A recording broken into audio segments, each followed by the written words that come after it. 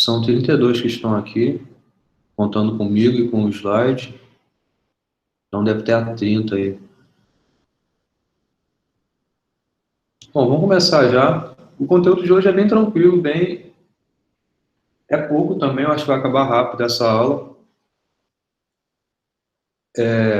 Só então, já que a gente estava falando da prova, vocês têm alguma dúvida, alguma pergunta sobre alguma questão?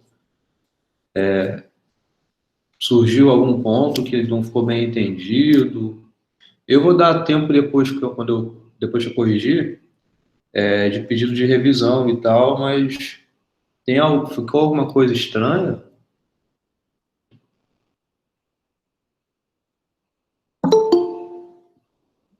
Bom dia, professor. Não, para mim ficou tranquilo. Não tem problema não, só foi muito grande mesmo. Tá. Para mim também não, eu só achei muito grande também. Eu não consegui fazer a última, 7B, por falta de tempo. Porque eu não... Pô, sério? Mas tudo bem. Eu esperava assim, que na primeira questão, vocês explicassem, né, as definições, é claro, isso não demanda tanto tempo, né, mas as equivalências eu não precisava entrar nas demonstrações, né, só dizer, por exemplo, para transformar do autômato finito determinístico para a expressão regular, a gente usa o algoritmo de Brozovsky, aí tem o lema de Arden, e talvez dá uma ideia muito geral, isso poderia ser em poucas linhas, né? Eu não sei como vocês fizeram não, tá? Só para dizer assim o tipo de resposta que eu esperava.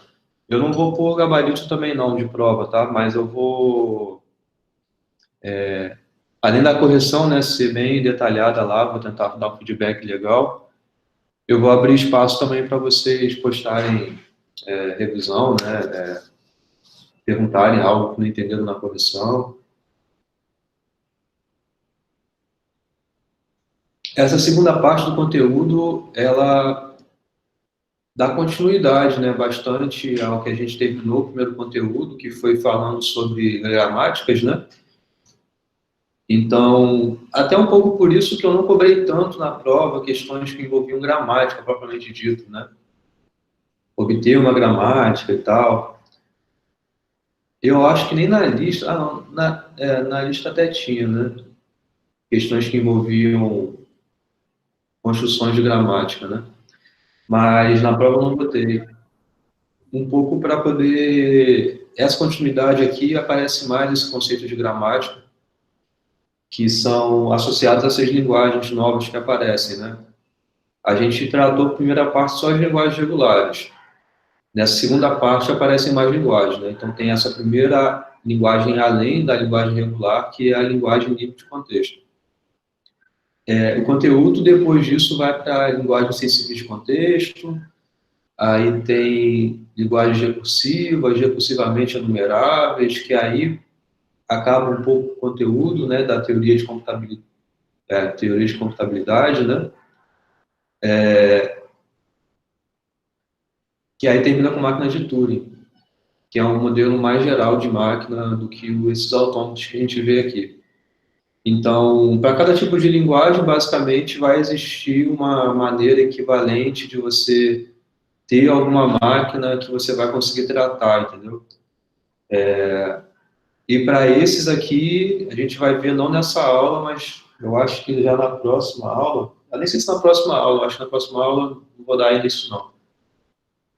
Mas semana que vem, a gente vai ver já uma máquina que vai ser equivalente, ou uma máquina que vai reconhecer linguagens que são essas que a gente vai ver hoje, que são linguagens dentro do contexto.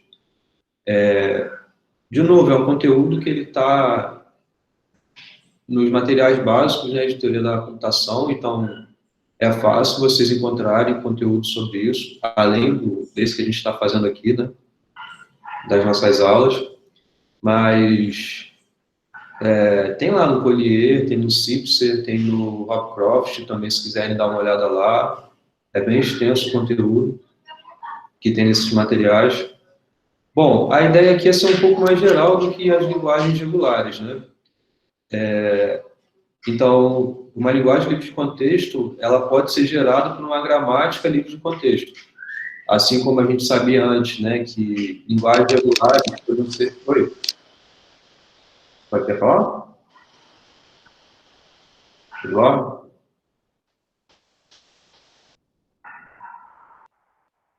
Não, né? Tá. A gente sabia que linguagens regulares eram geradas por gramáticas regulares. Então, aqui vão aparecer as gramáticas livres de contexto que vão gerar essas linguagens livres do contexto, tá? Vocês devem recordar, né, a definição de gramática regular, né? Ela tinha uma restrição muito forte em relação à sua variável que chegava, né? Então, a regra era sempre x para v também, sendo que v não era tão geral assim. Tinha que ser uma concatenação entre uma variável terminal com uma variável não terminal, certo? Ou tinha que ser somente uma variável terminal, ou tinha que ser o epsilon, lembra? Eram essas três restrições que tinham na gramática regular. Essa variável x, ela tinha que satisfazer uma dessas três coisas em cada regra, certo? Aqui você já tem mais liberdade. Então, você pode ter... Peraí, desculpa. Uma formiga. Meu computador vive cheio de formiga. Pronto, desculpa. Aqui, essa variável, né, esse v, onde o x está indo, né, ele tem que ser qualquer coisa que, na verdade, você possa ter, primeiro, uma variável não terminal, ou é uma variável terminal e estrela disso. Então, você tem uma liberdade enorme, porque o estrela, você sabe que você pode concatenar qualquer coisa que mora aqui dentro, né? Então, te dá um poder muito grande para você tratar coisas que a gente vai ver já já. Então, uma primeira observação, né, que é bem simples a gente ver que uma gramática regular é o caso particular de uma gramática livre de contexto, certo? Porque justamente a gente tem que recordar as regras que eu acabei de mencionar em relação à gramática regular. Que então, lá, se você tem que as regras da gramática que você está fazendo só te vão a variáveis que são variáveis terminais é um elemento que mora dentro desse conjunto enorme aqui, certo? Ou se for uma variável terminal concatenada, uma variável não terminal, também esse elemento, ele mora dentro desse conjunto enorme. Então, e a outra restrição era em relação a epsilon, né, que também está dentro do estrela, né, de qualquer conjunto. Então, por isso que a gramática regular é um caso particular de gramática livre de contexto, certo? E uma coisa que a gente vai ver a posterior, né, depois de alguns slides, ou já é aqui? Não. Já está aqui a consequência direta, né? Que toda linguagem regular é uma linguagem livre de contexto, certo? Porque tem associação direta, né? Assim que a gente tem a equivalência, que a gente até cobrei na prova, L é uma gramática, é uma linguagem regular, somente se tiver uma gramática regular que a gere, então aqui é a mesma coisa em relação à linguagem de contexto e gramática livre de contexto. Então, toda linguagem regular é uma linguagem livre de contexto, certo? Ok, gente. Daqui a gente já vai para os exemplos. E essa aula de hoje é bem só isso, não tem muito mais do que isso. A gente tem os exemplos que eu vou mencionar já já, a ideia, né, do que faz a gente verificar o poder desses novos tipos de regras que vão aparecer, e esse poder a mais vai te dar também um probleminha a mais, e é esse probleminha a mais que a gente vai tratar depois, que são as ambiguidades, certo? Mas a aula de hoje se concentra muito nesse entendimento bem básico da construção da gramática livre de contexto, tá? Então, vocês sabem que vocês podem me interromper, né? Qualquer hora que vocês me parem. O primeiro exemplo é esse, ó. Então, vocês têm que lembrar que a gramática ela é composta pela quádrupla, certo? E aí você tem as variáveis terminais, as variáveis não terminais. Uma dessas variáveis não terminais tem que ser o estado, né? Tem que ser a variável associada ao início, né? E tem o conjunto das regras, que são justamente as transições que você pode ter para que gere qualquer palavra que esteja nessa gramática, certo? Isso daqui eu coloquei na lista, se eu não me engano, isso significa ou, tá? Então, de x você pode vir para cá, a cada derivação, né? Então, uma derivação você pode de x vir para cá, ou você pode de x vir para o epsilon, certo? Então, epsilon é uma palavra que é gerada por essa gramática, né? Vamos fazer alguns exemplos aqui, só para ficar claro essas transições, né? Então, por exemplo,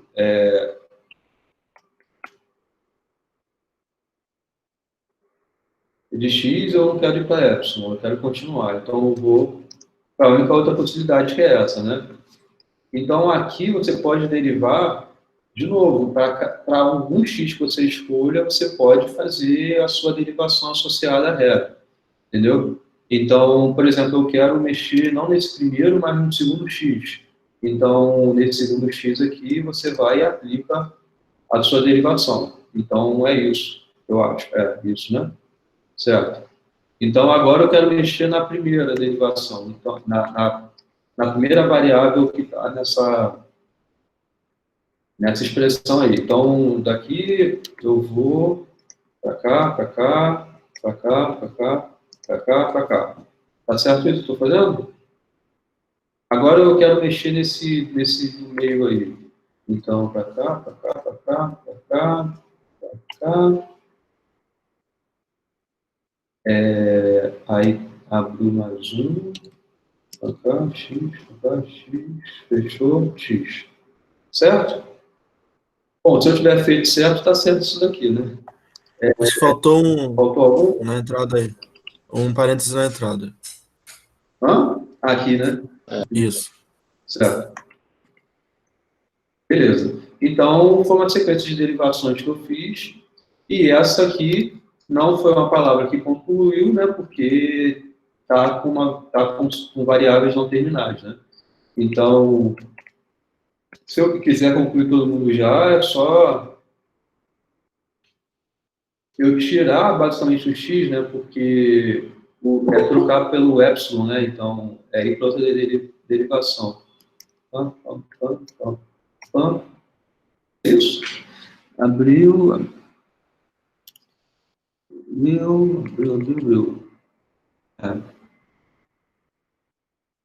Então, isso daqui é um exemplo de palavra gerada por essa gramática. Tá claro, gente? Vocês viram que essa derivação você pode aplicar em qualquer lugar, né, onde existe a variável não terminal. E aí você aplica uma regra associada. Dito? Não, desculpe. Perdão.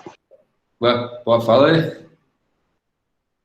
Não, é uma dúvida, mas eu apareceu já. Obrigado. Professor, não tem alfabeto?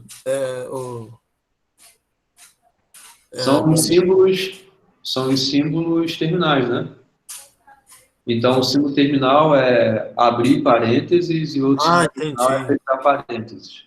Então, só esses que são... Entendi. Beleza. Uhum. É por isso que ela concluiu com símbolos terminais, né? Símbolos do alfabeto, né? Que a gente está considerando. Mas nesse caso aí só seria para esse exemplo, esse alfabeto. E, tipo, se eu for como uma linguagem,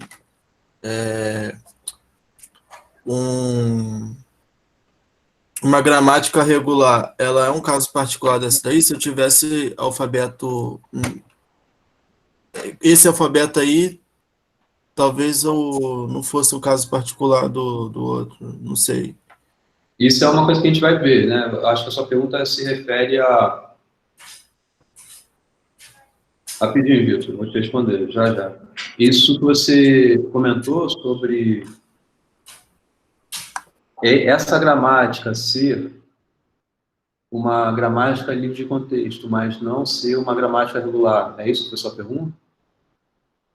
Sim, eu estou falando sobre o alfabeto, porque no alfabeto de uma gramática Uma regular... gramática qualquer, você poderia trocar esse símbolo daqui por A e esse símbolo aqui por B. Tá bom, Então, tá bom. eu só fiz uma gramática que fosse outros símbolos, e esses são os novos símbolos terminais. Tá bom, Mas tá o bom. alfabeto vai depender de cada gramática, cada aplicação, certo? Tá. Beleza. Professor, Tá. a questão da gramática também é aceitar não só símbolos, mas também cadeias, né?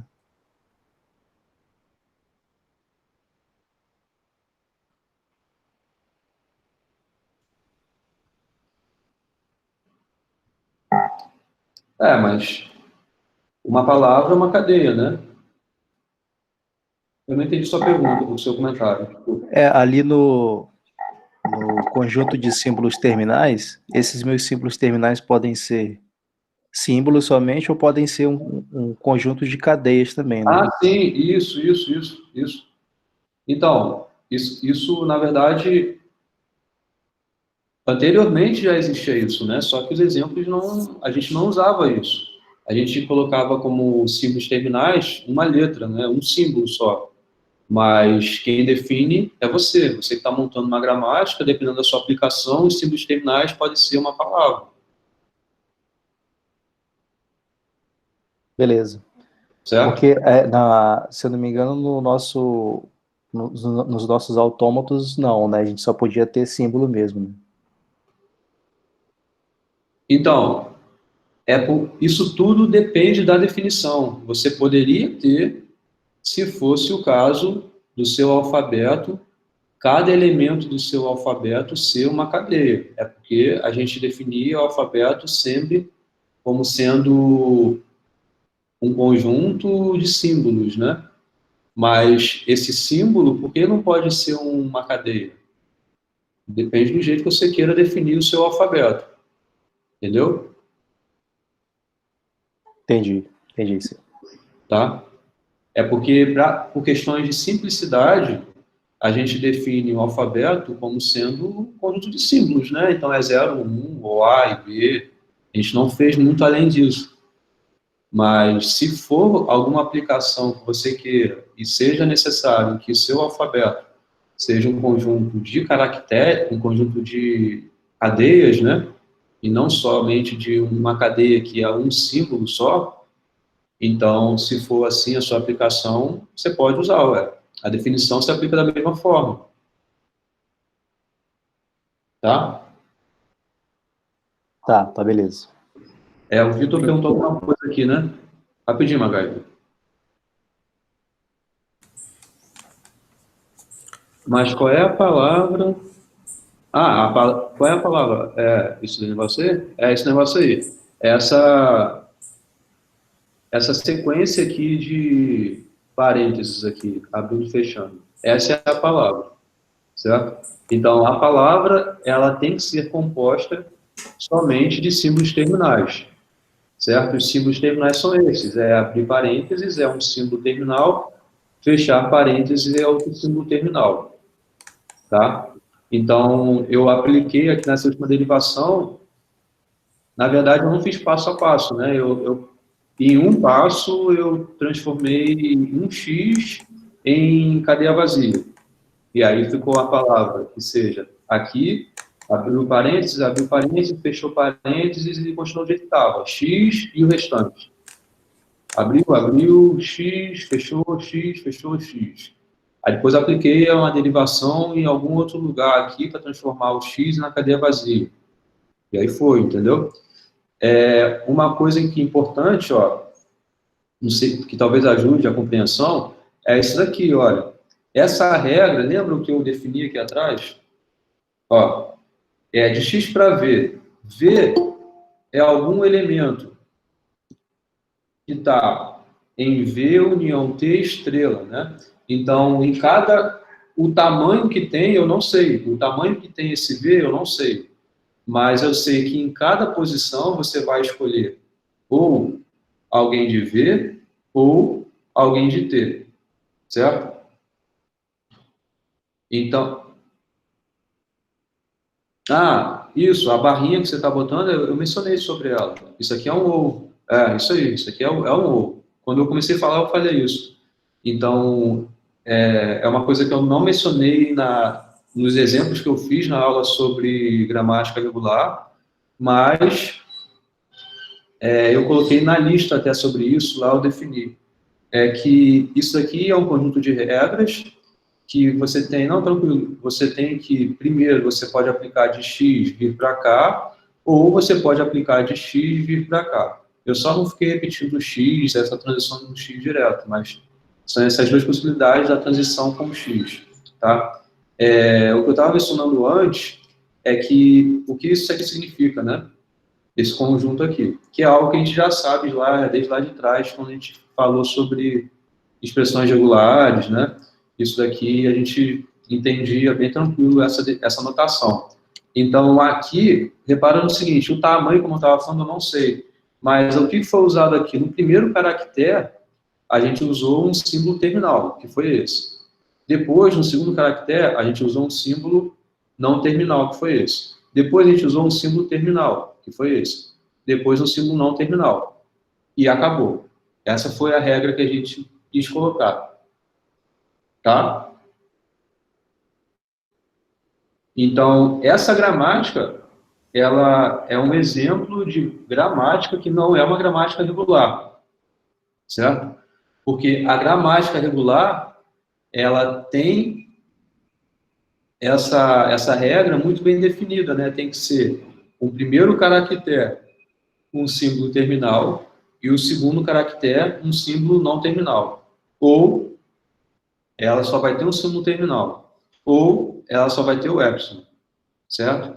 Então, esse pedaço aqui, se já começou com esse primeiro pedaço, símbolo terminal com símbolo não terminal, já configura que essa gramática aqui não é uma gramática regular, tá?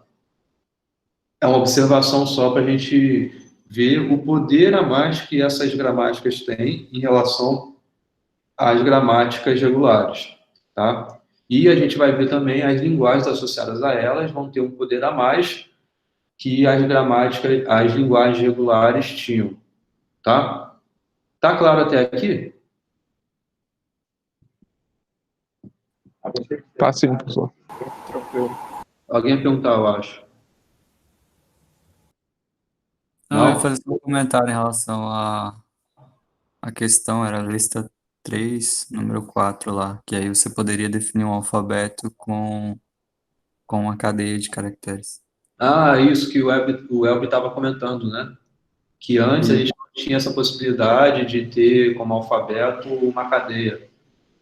Mas isso, o MacGyver chamou a atenção para uma coisa que, de fato, a gente poderia ter. Lá na lista tinha alguma transformação que aparecia, né? E então lá... Regra para o autômato. Era isso, era de gramática para autômato. E lá, os símbolos terminais você poderia considerar como sendo uma cadeia, né? Cada símbolo terminal. Era tipo 0, 1, 0, 1, 0, 1, né? Era uma coisa desse tipo, né? Então, dependendo de como você fazia a transformação para o seu autômato, você poderia considerar cada seta no seu autômato sendo também essa cadeiazinha. Não, obrigado. E aí, poderia também considerar o alfabeto 01, e aí tinha que fazer uma transformação um pouquinho maior, mas era um exemplo também, Ok?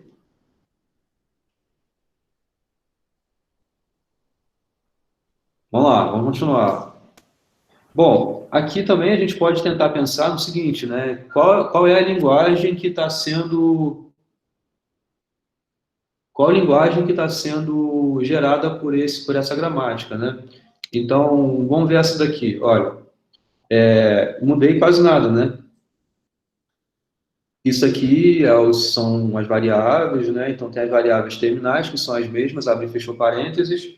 A variável não terminal, eu só coloquei x de novo, que é também a inicial. Agora, a regra aqui mudou, né? Então, ou você aplica essa primeira regra, ou aplica essa, tá?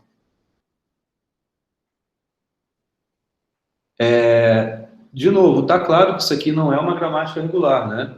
Porque você tem aqui terminal, não terminal, terminal. Você tem não terminal, não terminal sendo concatenado, né?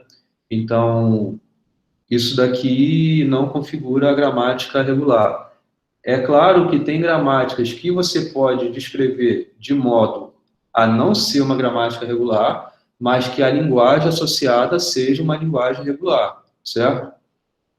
A gramática regular, a gramática livre de contexto, ela te dá mais liberdade. Então, você, assim como não é uma mesma analogia, tá? Mas assim como você tem AFDs e você pode escrever esses AFDs muito mais simples utilizando uma FN, mas lá você tem a equivalência, né?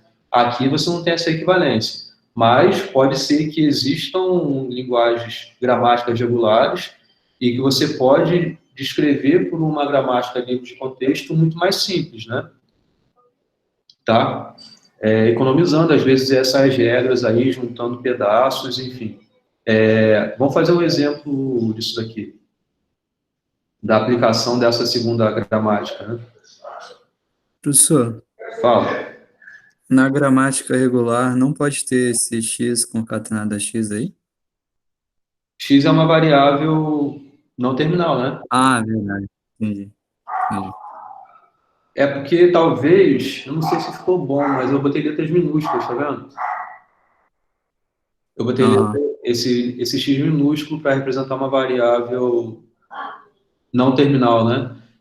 Uma coisa que eu estava fazendo também, que aqui não foi muito igual, talvez, foi eu ter usado antes letras maiúsculas para representar variáveis não terminais.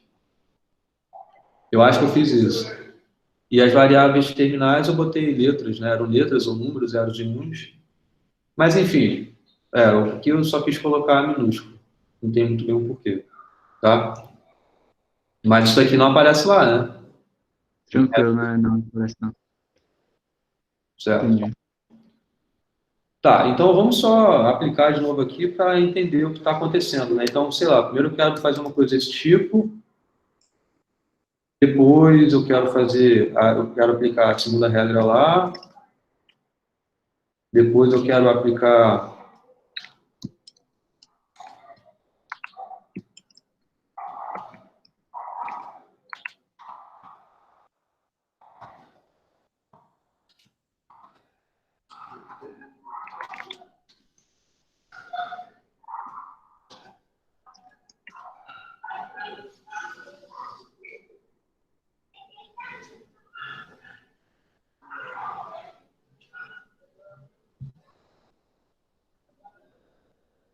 e aqui a gente pode ficar fazendo o que quiser também, assim como a gente fez no outro exemplo.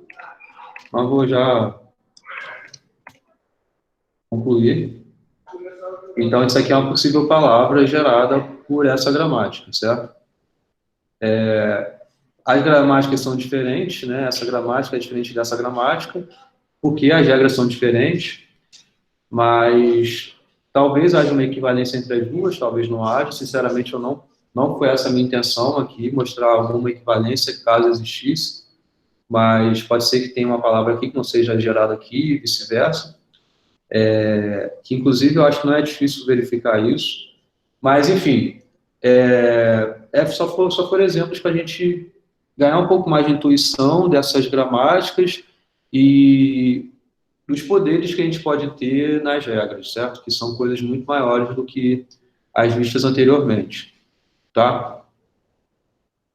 Por sinal, essa gramática daqui, ela gera linguagens que são todas as expressões possíveis parentizadas.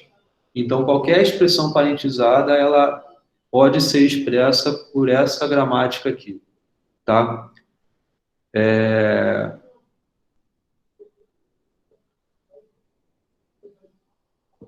Tá, e é isso. Bom, vamos agora pensar um pouquinho o contrário, né? Eu quero uma gramática que gere os palíndromos. Vocês sabem o que são palíndromos? Sim. Dá um exemplo de um palíndromo aí. Ovo. Hã? Ovo? Ovo. Pô, ontem eu estava vendo, né, exemplos de palíndromos na internet. Pô, tem uns muito maneiros. Ó, vou te explicar um aqui, cadê? Ó, vocês conhecem? A sacada da casa. É um palíndromo. Tem outro. Roma tem amor. É outro. Maneiro, né? Aí tem outro que eu achei o melhor de todos. É esse aqui, ó. Mega bobagem. É outro palíndromo. Eu achei muito maneiro isso aqui. Alguém escreveu um aqui. Roma tem amor, é palíndromo? Ah, acho que é, vamos ler. Ó. É porque de trás pra frente fica mete. Hã? Ué, cadê? Ah, não, Roma me tem amor. Faltou um me. Ah, ok. Aí agora dá? Roma Agora tá. me tem amor. É verdade, faltou o me. Socorro, me subi no ônibus em Marrocos. Caraca. Socorro. Ih, essa aí a gente tinha achado não. Maneiro, hein? Gostei. Enfim, isso é um palíndromo, tá? Vocês sabem o que é um palíndromo, tem vários exemplos de palíndromo. É claro que a gente está falando em português aqui, né? Então, quem fala espanhol deve ter também. Ovo espanhol é ovo? Eu não sei. Ana é uma palavra que deve ter espanhol também, né? Então, Ana também é outro palíndromo, né? É a palavra que você lê da esquerda para a direita ou da direita para a esquerda e ela tem a mesma sequência, né? Na ordem. Então, o que quer dizer isso, né? Vamos pensar numa regra que vai gerar palíndromos com terminais zeros e 1, tá? Então, vamos fazer um palíndromo que seja com zeros e 1, né? Então, 0... Ó, eu vou montar uma palavra já pensando um pouquinho na regra que vai estar associada, tá? Então, ó, a primeira palavra começou com 0. A torre da derrota é outro palíndromo? Caraca. O pessoal também não tem o que fazer, né? Ficar pensando em vários palíndromos. Mas eu achei uma lista grande, ó. 1, 2, 3, 4, 5, 6, 7, 8, 9, 10, 11. Pô, eu pesquisei em menos de um minuto, já 11 palíndromos apareceram. Eu achei incrível isso. Tem até site com isso, né? Ah, tá. Norma culta, tá. Exemplo de palíndromo. Beleza, vamos lá. Ó, o que a gente quer aqui? Se você for olhar uma palavra qualquer, né, a gente vê que o primeiro caractere tem que coincidir com o último, certo? Então, se a gente quiser fazer uma gramática que seja em relação a palíndromos no nosso alfabeto, você tem que fazer o quê? Uma regra para cada símbolo do seu alfabeto, concorda? Que regra tem que ser essa? Tem que ser, se você tem essa palavra aqui nessa primeira posição, lá na última também tem que ter ela. Então, tem que guardar essa informação, certo? Independente do que tem aqui no meio. Aqui no meio pode ter o que você quiser. Eu não sei o que tem aqui no meio, a princípio. Mas, para começo de conversa, né, a gente tem que pensar um pouquinho desse jeito fatiado, né, desse jeito indutivo, desse jeito recursivo, que é você pensar um primeiro pedaço e esquece o resto. Então, isso é um pouco da intuição do que faz a gente querer construir gramáticas, né, as regras das gramáticas. Então, a primeira tem que coincidir com a última. Então, se começou com 0, lá no final não sei como vai ser. Quer dizer, aqui no meio não sei como vai ser, mas no final tem que ser 0. Então, é um exemplo de uma palavra, tá? Começou com 0, terminou com 0. Aí depois, na segunda eu escolhi 1. Então, na penúltima tem que ter 1, certo? E aí vocês entenderam, né? O 1, então isso aqui é um palíndromo, certo?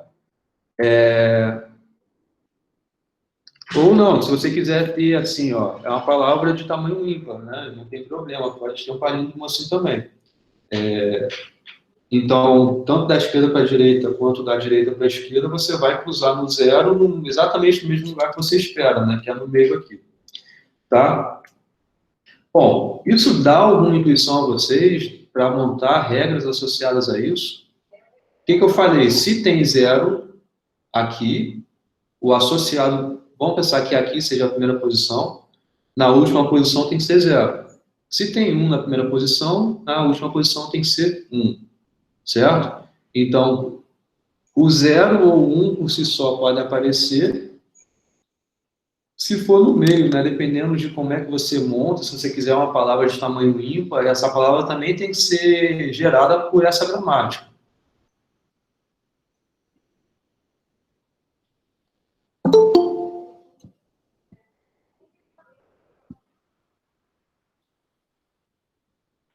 Alguma sugestão?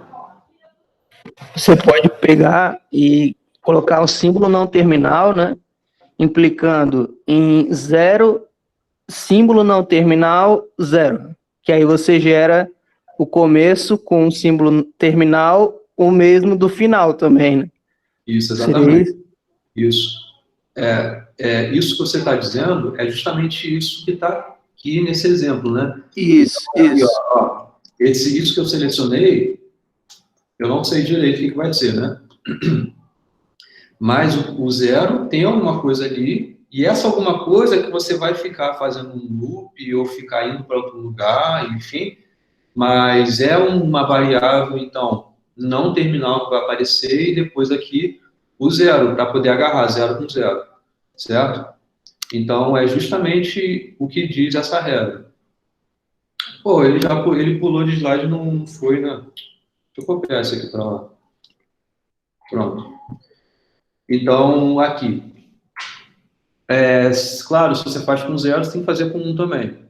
E isso aqui, justamente, você não precisa de outra variável. Isso aqui eu coloquei já inicialmente sendo uma única variável.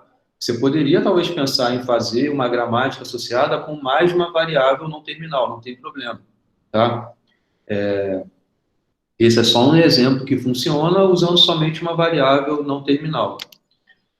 Certo? Então, se você faz com 0, tem que fazer com 1 também, né? O 0 agarrou com 0, 1 agarrou com 1, e aí, quando você entra o x, você quer gerar uma palavra que começa com 0, então necessariamente tem que vir para cá. Se for com 1, necessariamente tem que vir para cá. E depois do x aí dentro, você vai para lá ou para cá, depende da palavra que você está gerando.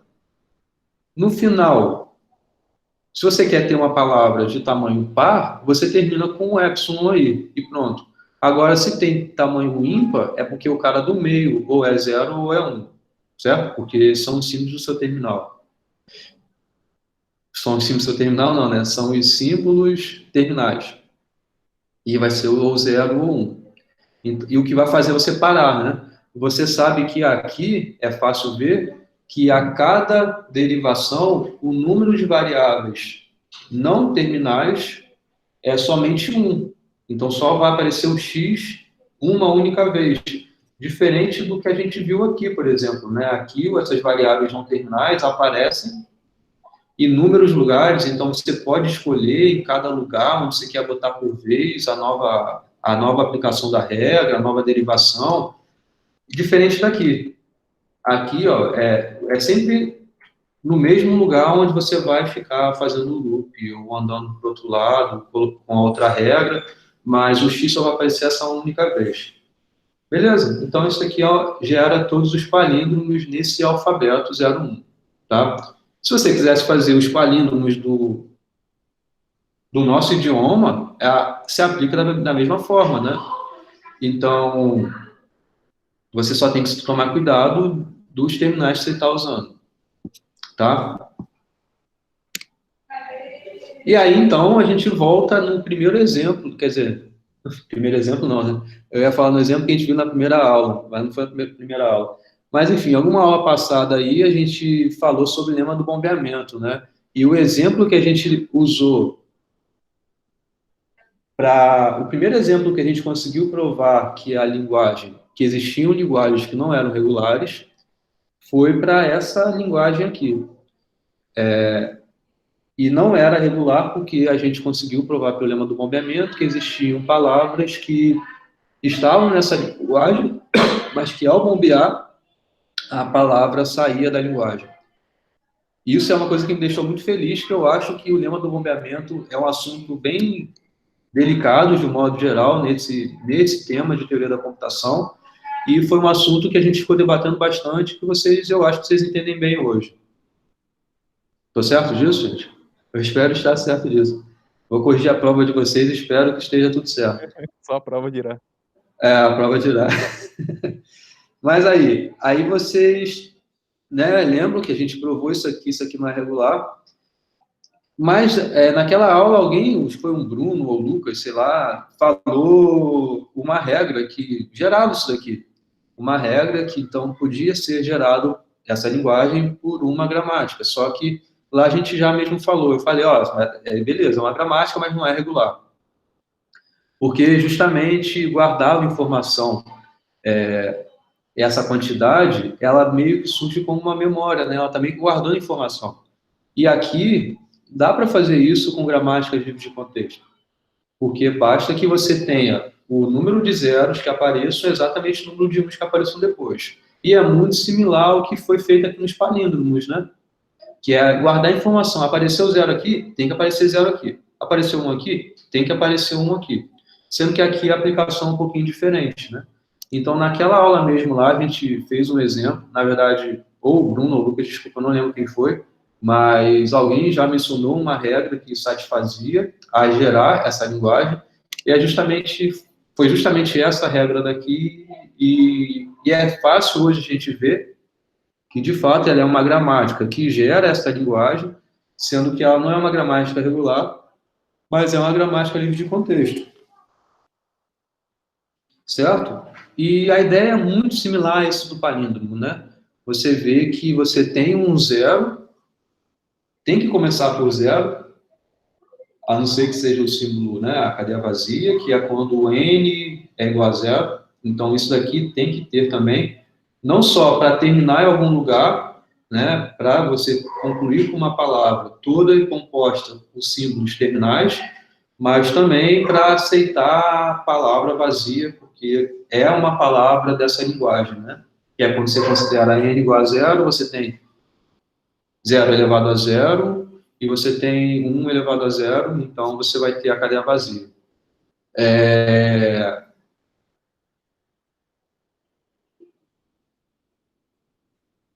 E isso aqui é bem direto com o que a gente fez aqui anteriormente, né? Então, você tem o zero, você vai ter alguma coisa aqui no meio que você depende do seu n, né? Mas o que você sabe é que você tem várias coisas aqui, 1, 2, 3, 4, 5, por exemplo, eu botei isso aqui, 1, 2, 3, 4, 5, e aqui, mas o que importa, inicialmente falando, é que começou com 0 e terminou com 1. Então, é o que está aqui. E depois vai ter que ter um loop necessariamente dentro da mesma regra, né? Porque exige que tenha tudo 0 e depois tudo 1. Então, basta você ficar no mesmo lugar que pronto, você já vai ter terminado.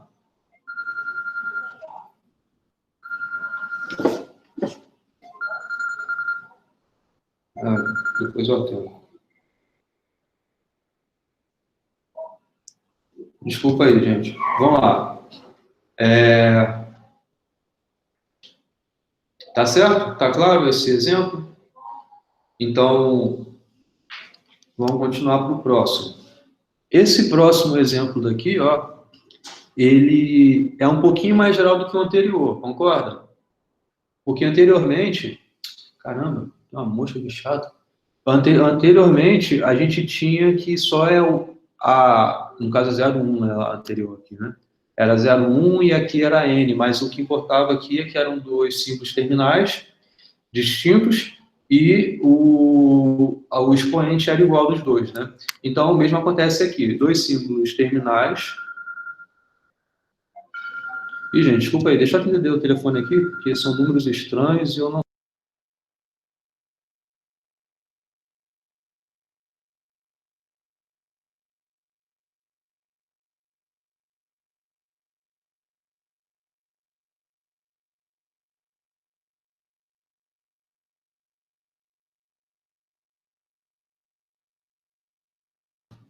Ainda é engano. Bom, vamos lá. O que eu quis dizer é que anteriormente a gente tinha isso, 2 símbolos terminais, os expoentes tinham que ser iguais. Aqui acontece a mesma coisa, e depois ainda vai ter concatenado esse C, e agora esse expoente do C vai ser não necessariamente igual ao I. Pode ser que seja, mas pode ser que não seja.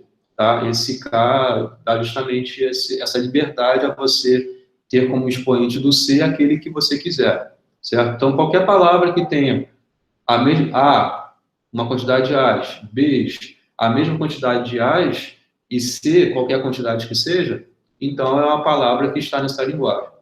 Certo? Então, alguma ideia de como a gente monta isso? Ó, uma dica que eu dou aqui, é que os símbolos terminais, obviamente, tem que ser A, B e C, certo? Depois eu coloquei, diferente dos outros exemplos, que só tinham uma única variável não terminal, eu botei 3 aqui,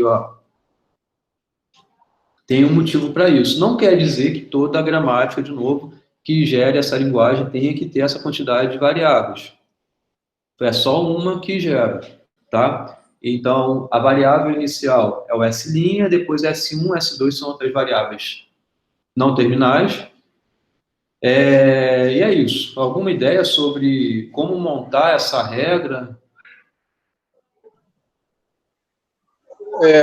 Poderia, professor, começar por tentar aproveitar a regra anterior, né, do NN, e combinar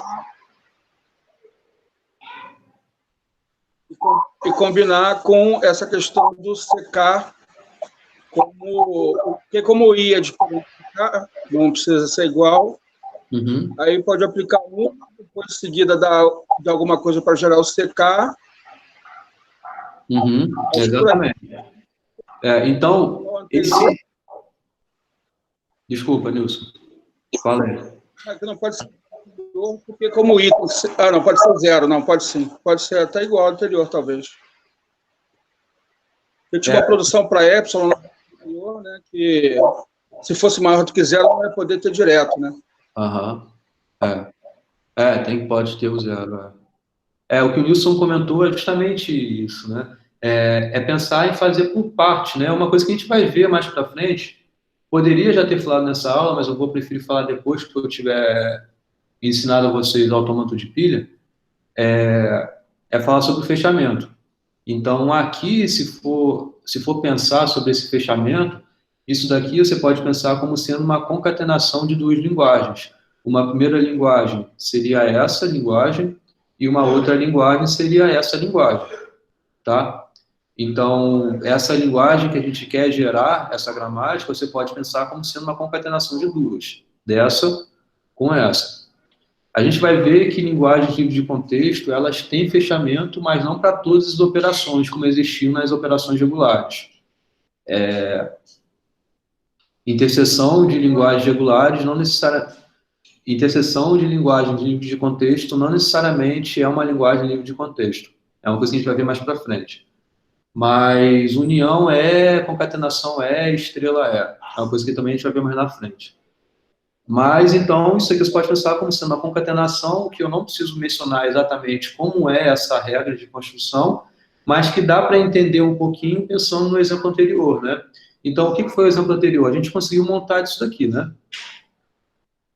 As regras que existiam anteriormente podem continuar existindo aqui. Na verdade, vão continuar existindo aqui. E eu coloquei esse S1 concatenado ao S2, perdão, ainda não falei sobre isso, né? Eu coloquei essas variáveis S1 e S2 para justamente fazer esses papéis de concatenação dessas 2 linguagens associadas, certo? Então, vão existir as regras associadas ao primeiro pedaço e as regras associadas ao segundo pedaço. Depois, você tem que concatenar. Então, justamente o S1 e o S2 servem para isso, para serem esses estados iniciais de cada um desses pedaços. Entenderam? Então, a regra basicamente é essa. Esse estado inicial é um estado novo que você vai colocar para que tenha a concatenação desses 2 inícios de estados de cada um dos pedaços. Então, esse S1 seria basicamente as regras associadas a esse primeiro pedaço. esse S2, o início, né, das regras associadas a esse segundo pedaço. E depois você vai simplesmente colocá-lo isso aqui, né? Então, o S1 é justamente o que o Nilson falou, né, de você usar o que você tinha anteriormente, o que vai implicar você ter a quantidade de A's igual a quantidade de B's. E, além disso, como a gente fez a concatenação aqui S1, S2, então, primeiro tem que aparecer esses elementos aqui. Primeiro, necessariamente, vão aparecer os A's e B's, nessa ordem, com a mesma quantidade de A e B, porque está igualzinho à regra anterior, certo?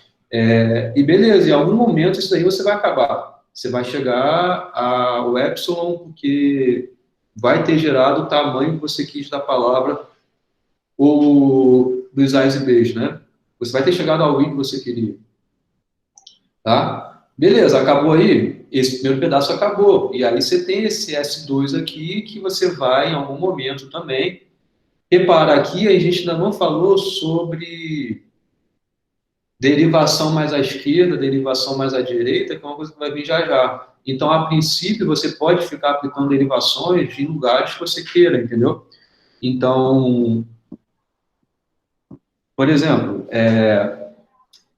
S', né, é o estado inicial, é a variável inicial. Então, necessariamente, ele vai para S1, S2. Tá? E aí você... Eu estou botando espaço só para ficar um pouquinho mais claro, tá? Mas é a concatenação, né? Então, beleza. E aí você vai fazer a aplicação do jeito que você quiser. Então, por exemplo, eu quero aplicar lá do lado do S2 já. Então, vai ser C, S2. E aí, de novo, eu quero aplicar em S2. Então, vai ser S1, C, S2. E aí, você vai fazer o que você quiser. Agora, você quer aplicar em S1, você vai. Agora, você quer voltar para S2, você vai. Você pode ficar, como aqui, nesse momento, eu não mencionei nada sobre regras de ordem de derivações, então, tá claro que você pode aplicar em qualquer lugar. Por vez, entendeu? Tá claro esse exemplo aqui? A ideia que foi a gente montar essa gramática em detrimento ao que a gente fez anteriormente. De novo, é claro que nem toda a gramática que gera essa linguagem tem que satisfazer essa composição de faz o primeiro pedaço, faz o segundo pedaço. É só uma ideia que funciona, tá? Alguma pergunta até aqui? Não, tranquilo. Tá. Então, por favor, anotem o nome de vocês já e vamos dar continuidade aí.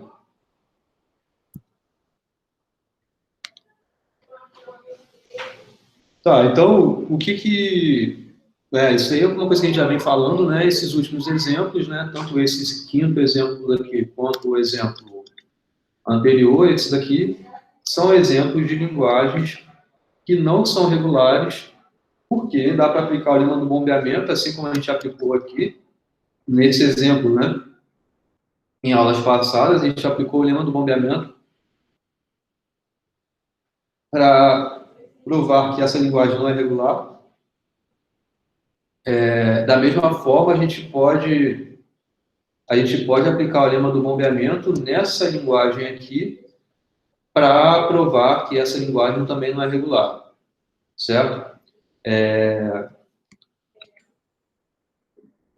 Então, é bem claro que o conjunto, né, a linguagem é um conjunto, né? Então, esse conjunto daqui, ele está contido propriamente nesse conjunto aqui, das linguagens livres de contexto, certo? Esse conceito de propriamente contido, eu espero que vocês saibam, mas se vocês não souberem, também não é grande problema. Esse símbolo que a gente usa de estar contido propriamente, né? Se você quiser falar que um conjunto está contido em outro, então, por exemplo, vamos escrever. A e B, são dois conjuntos, tá? Então, se você quer falar que A está contido em B, você usa esse símbolo aqui, né? Só que bem feito. Ô, caramba.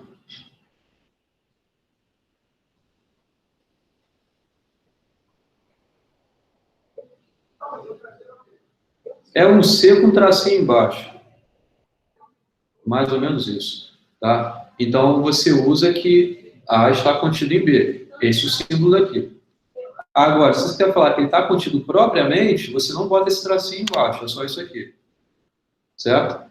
Então, o que isso quer dizer? Quando não tem um tracinho embaixo, né, é que não existe a possibilidade do primeiro conjunto ser igual ao segundo conjunto. Ou seja, em outras palavras, é que necessariamente tem algum elemento que está nesse conjunto maior, mas que não está nesse conjunto menor. Certo? Você diz que um conjunto está contido em outro quando todos os elementos do primeiro conjunto também são elementos do segundo conjunto, que é o que está aqui. Mas é propriamente contido quando existe ao menos um elemento fora desse primeiro conjunto. Tá? Fala, alguém ia falar. O que eu ia só completar a minha frase é que, então, essa situação, esse cenário que a gente está olhando daqui é bem simples de entender, porque esses são alguns exemplos, né? O exemplo 5 é um exemplo de linguagem livre do contexto, que não é uma linguagem regular. Não é uma linguagem regular porque a gramática que a gente montou aqui não é uma gramática regular. Ele não é uma linguagem regular porque a gente sabe do lema do bombeamento que não vai existir nenhum autômato que vai reconhecer essa linguagem. Tá? Você ter uma linguagem, montar uma gramática livre do contexto para ela, que seja com regras estranhas, né? Entre aspas, estranhas aqui, regras que te dão mais poder que uma gramática regular não te dá, não quer dizer que essa gramática que essa linguagem não é regular, tá? Não é suficiente. Porque pode ser que haja alguma outra gramática que mantenha a restrição de ser uma gramática regular e só você não conseguiu obter, tá? De novo, para provar que uma gramática, para provar que uma linguagem não é regular, é o lema do bombeamento para isso. Tá? Tá claro o que eu falei? Sim, é diferente do que a gente viu do AFD estar contido no AFN, né? Isso, é diferente, porque lá você tem a igualdade, né? Lá a gente tem a transformação. Qualquer AFN que você pegue, apesar de ser uma máquina que te dá mais poder, né, te dá mais liberdade, né, de escolhas e tal a cada ponto, vai existir alguma outra equivalente. Vai existir uma outra máquina, né, que é uma FD, que vai reconhecer a mesma linguagem que a FN reconhece. Então, é diferente. Aqui, dentro das linguagens regulares, foi o que a gente estudou até agora, né? Então, dentro desse conjunto, tinha FD, tinha FN, tinha gramática regular, tinha expressão regular. Essas 4 coisas têm exatamente o mesmo tamanho desse conjuntinho aqui dentro, tá? É igual a esse conjuntinho aqui dentro, cada uma dos conjuntos associados. Conjunto das FDs, conjunto das FNs, conjunto das expressões regulares, conjunto das gramáticas regulares. Todos eles têm o mesmo tamanho do que esse conjunto LR aqui. Tá? Então, agora é um conjunto maior, que contém esse primeiro conjunto. E essa ideia de conter esse primeiro conjunto foi o que eu mencionei no primeiro slide aqui da aula, que é toda gramática regular também é uma gramática livre de contexto. Então, tudo que a gente viu aqui dentro dos assuntos de regular também estão dentro do livre de contexto. Tá claro? E o que você está mostrando aí nesse contido estritamente é que nem toda livre de contexto é regular. Exatamente.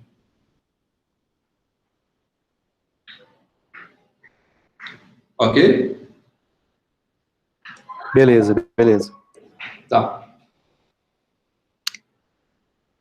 Então, lá quando a gente tratou de gramática regular, né, existiam as derivações, lembra? Que é algo que eu mencionei aqui ainda há pouco, mas a gente não adotou nenhum critério de derivação, né? Então, só para mais um outro exemplo, não vou ficar escrevendo aqui, mas vou escrever, né? Já que estou escrevendo para tudo. Então, aqui esse exemplo, ó, começou no X. Aí você pode começar tanto aplicando isso ou aplicando isso. Eu vou aplicar a segunda aqui, BB Y. E aí o Y, você tem que vir para cá, né? Porque não tem mais X aparecendo para você voltar para esses tipos de regra aplicar. Então você tem que vir para cá. Ou você vai aplicar isso ou você vai aplicar isso. Então vamos aplicar primeiro aqui. B, B, Z, C, X.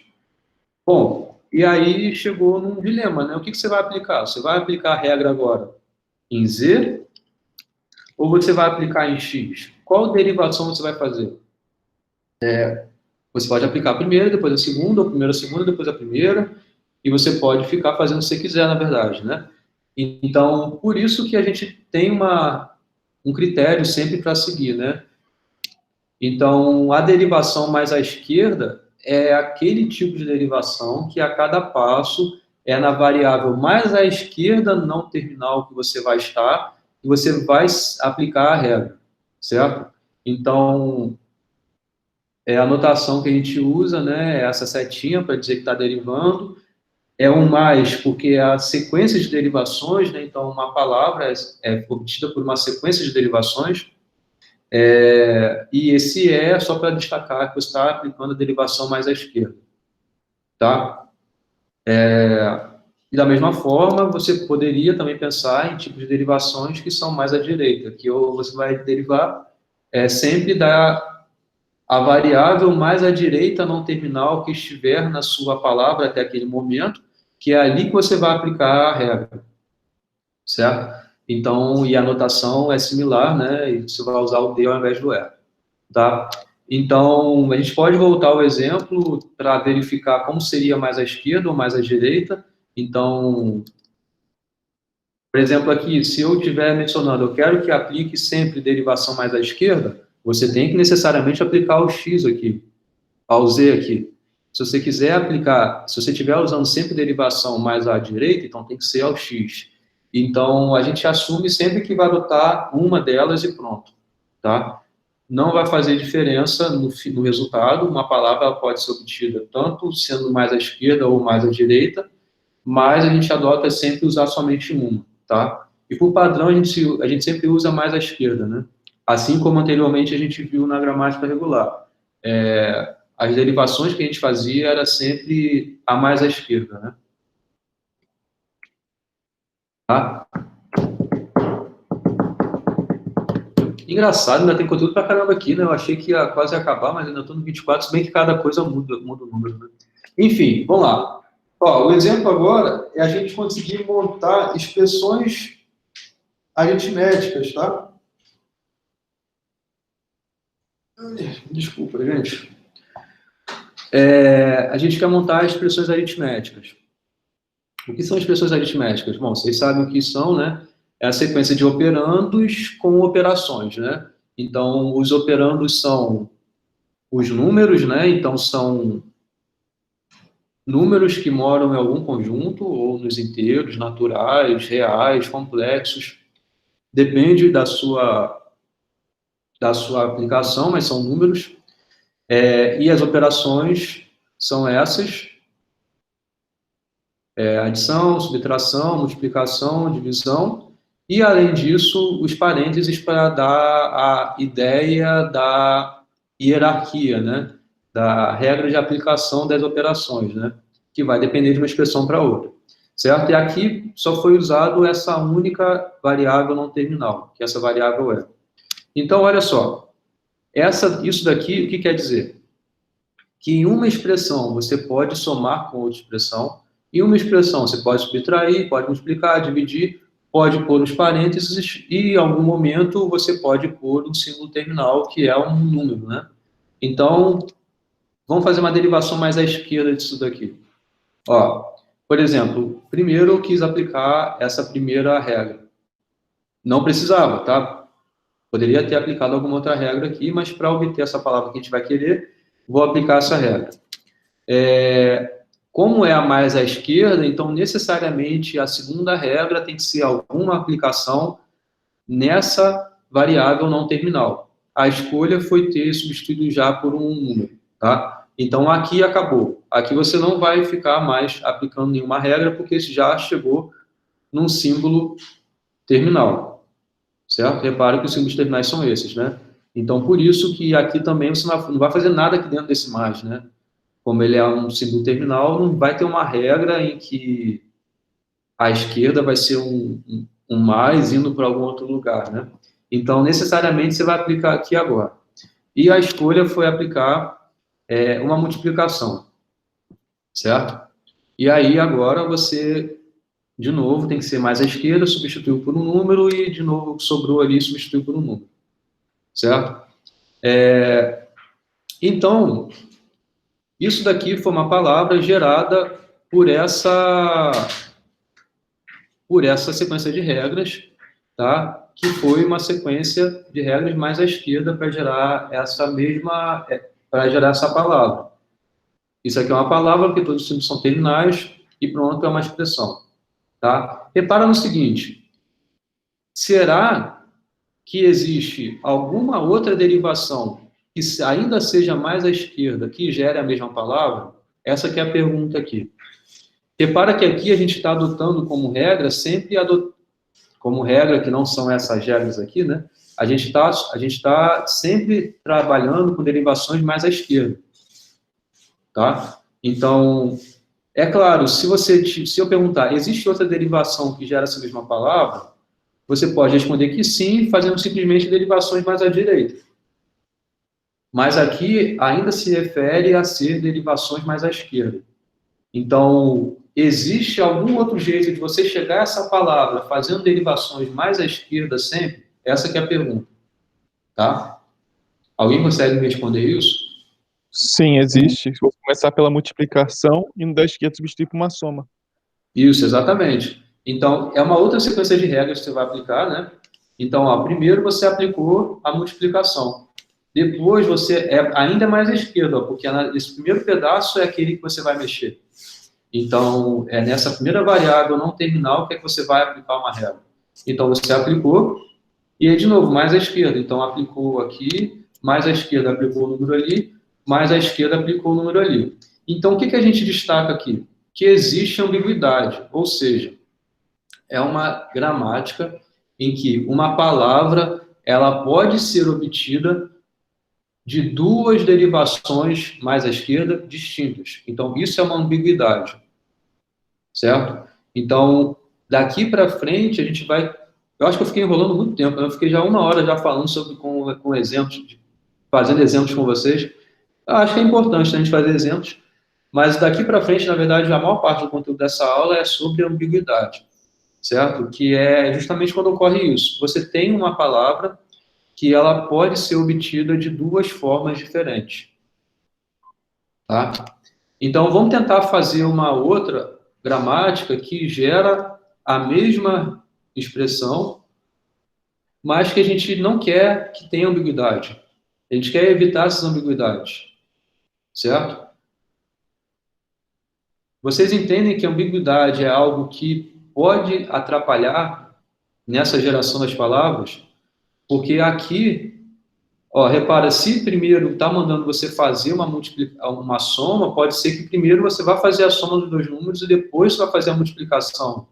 Mas que talvez a sua ideia seja primeiro fazer a multiplicação dos dois números e depois disso fazer a soma, certo? A gente vai ver isso mais para frente quando a gente vai falando de árvore de análise sintática, tá? Mas o ideal é evitar essas ambiguidades. Essa palavra é gerada de modos diferentes, tá? Então, vamos tentar uma segunda gramática para essa mesma linguagem, certo?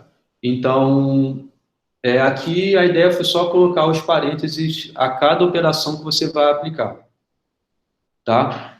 Então, vamos fazer montar agora, né, essa palavra associada àquela anterior, sendo que usando os parênteses a isso. Então, o que a gente vai fazer? Primeiro, aplica essa multiplicação, tá? Como é mais à esquerda, né? Por isso que primeiro a gente aplicou a multiplicação. Para que agora a gente trabalhe no pedaço esquerdo. No pedaço esquerdo que a gente vai aparecer a soma. Então, aí trocou pela soma e pronto. Chegou ao final na palavra, fazendo sequências, né, trocar as expressões por números, certo? Então, a gente conseguiu gerar. Agora, existe outra derivação mais à esquerda para essa mesma palavra? Então, se existisse, o que teria que ter? Ó, repara que na expressão ou tem a soma ou tem a multiplicação. A operação que a gente fez foi começando pela multiplicação, certo? Então, vocês concordam que se existisse, deveria começar pela soma? É justamente o que está aqui, né? Então, teríamos que começar pela regra que fosse desse primeiro tipo, certo?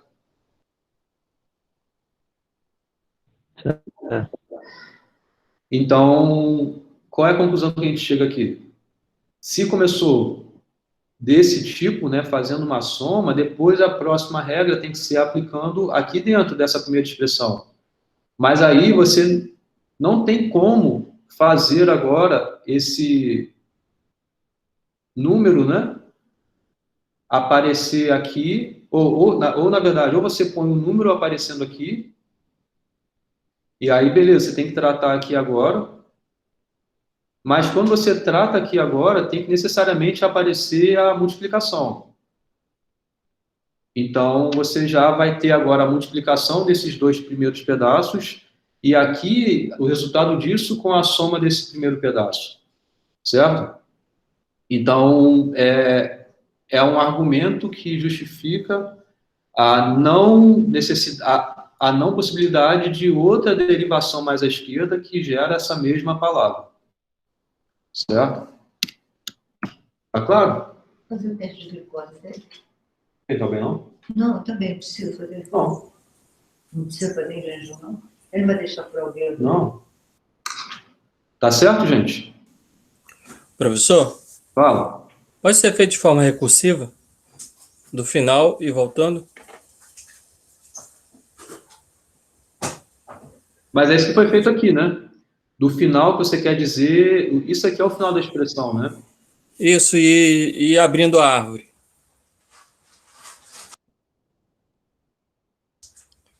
No caso, fechando a árvore. O que você quer dizer é ser mais à direita? Repara que aqui...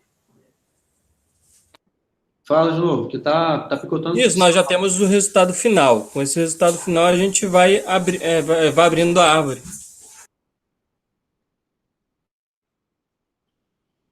Não sei se eu entendi o que você falou, não. Então, a gente vai falar de árvore já já. Mas o ponto aqui é verificar a existência, ou se não existe, é argumentar que não existe, de outra palavra que seja obtida, perdão, é a não existência da geração da mesma palavra que seja obtido por outra derivação mais à esquerda para ela. Então, a conclusão aqui a chegar é que essa é a única derivação mais à esquerda que existe para você gerar essa palavra, tá? Então, aqui a gente exibiu uma e a gente pensou o seguinte, se fosse possível a existência de outra, ela teria que começar não por essa regra, porque essa regra daqui já deu um único caminho, né? Acho que é um pouco isso que você está mencionando, né? Esse único caminho a partir dessa primeira regra. Agora, para a existência de alguma outra derivação distinta para essa mesma palavra, teria que começar necessariamente por essa regra daqui. Né? Porque você não tem uma subtração aparecendo, não tem uma divisão, e não pode começar já por um número, porque se começar por um número vai acabar ali, porque é um signo terminal, certo? Então, teria que começar dessa forma, e aí você vai chegar nessa conclusão que a sua geração vai ser uma coisa diferente, tá? Talvez tenha sido um pouco isso que o Flávio tenha falado, só que usando árvores, né, esses caminhos aí. Mas beleza, mas também essa não é a única, esse não é o único modo de gerar expressões bem definidas que não sejam ambíguas, né, que não gerem ambiguidade. Um outro exemplo é esse que aparece aqui. Será que existe alguma forma de você expressar de modo a sem ter tantos parênteses? Porque repara que aqui, esse último par de parênteses aqui é um pouco desnecessário, né? Já que você quer ter a sua soma em relação a esse par, e aí depois do resultado disso você vai ter em relação a essa multiplicação aqui, né? Então, isso sim é possível e a gente pode aumentar o número de variáveis para isso, né? Então, esse aqui é o exemplo. Ó, aumentou o número de variáveis para essas 3 variáveis não terminais. Uma delas é o inicial, né? E essa sequência de regras aqui. E aqui dá para ver que como seria a derivação para essa palavra daqui. Então, primeiro a gente aplica uma soma, tá? Depois faz essa substituição dessa primeira variável não terminal por essa outra variável não terminal, e nessa variável não terminal que é onde você vai aplicar a multiplicação, né? Primeiro, outra coisa você vai trocar, né? No final, então, aí no final você vai fazer o que você quiser, que é trocar para o número, e depois o que sobrou você vai fazer a sua multiplicação. Certo? Então, aqui, ó, haveria ambiguidade aqui, porque repara que é uma expressão que foi gerada sem que tivesse parênteses. Mas ainda assim, isso foi uma derivação que a gente chegou aqui. Será que é possível agora a gente conseguir obter essa expressão com alguma outra derivação mais à esquerda para ela?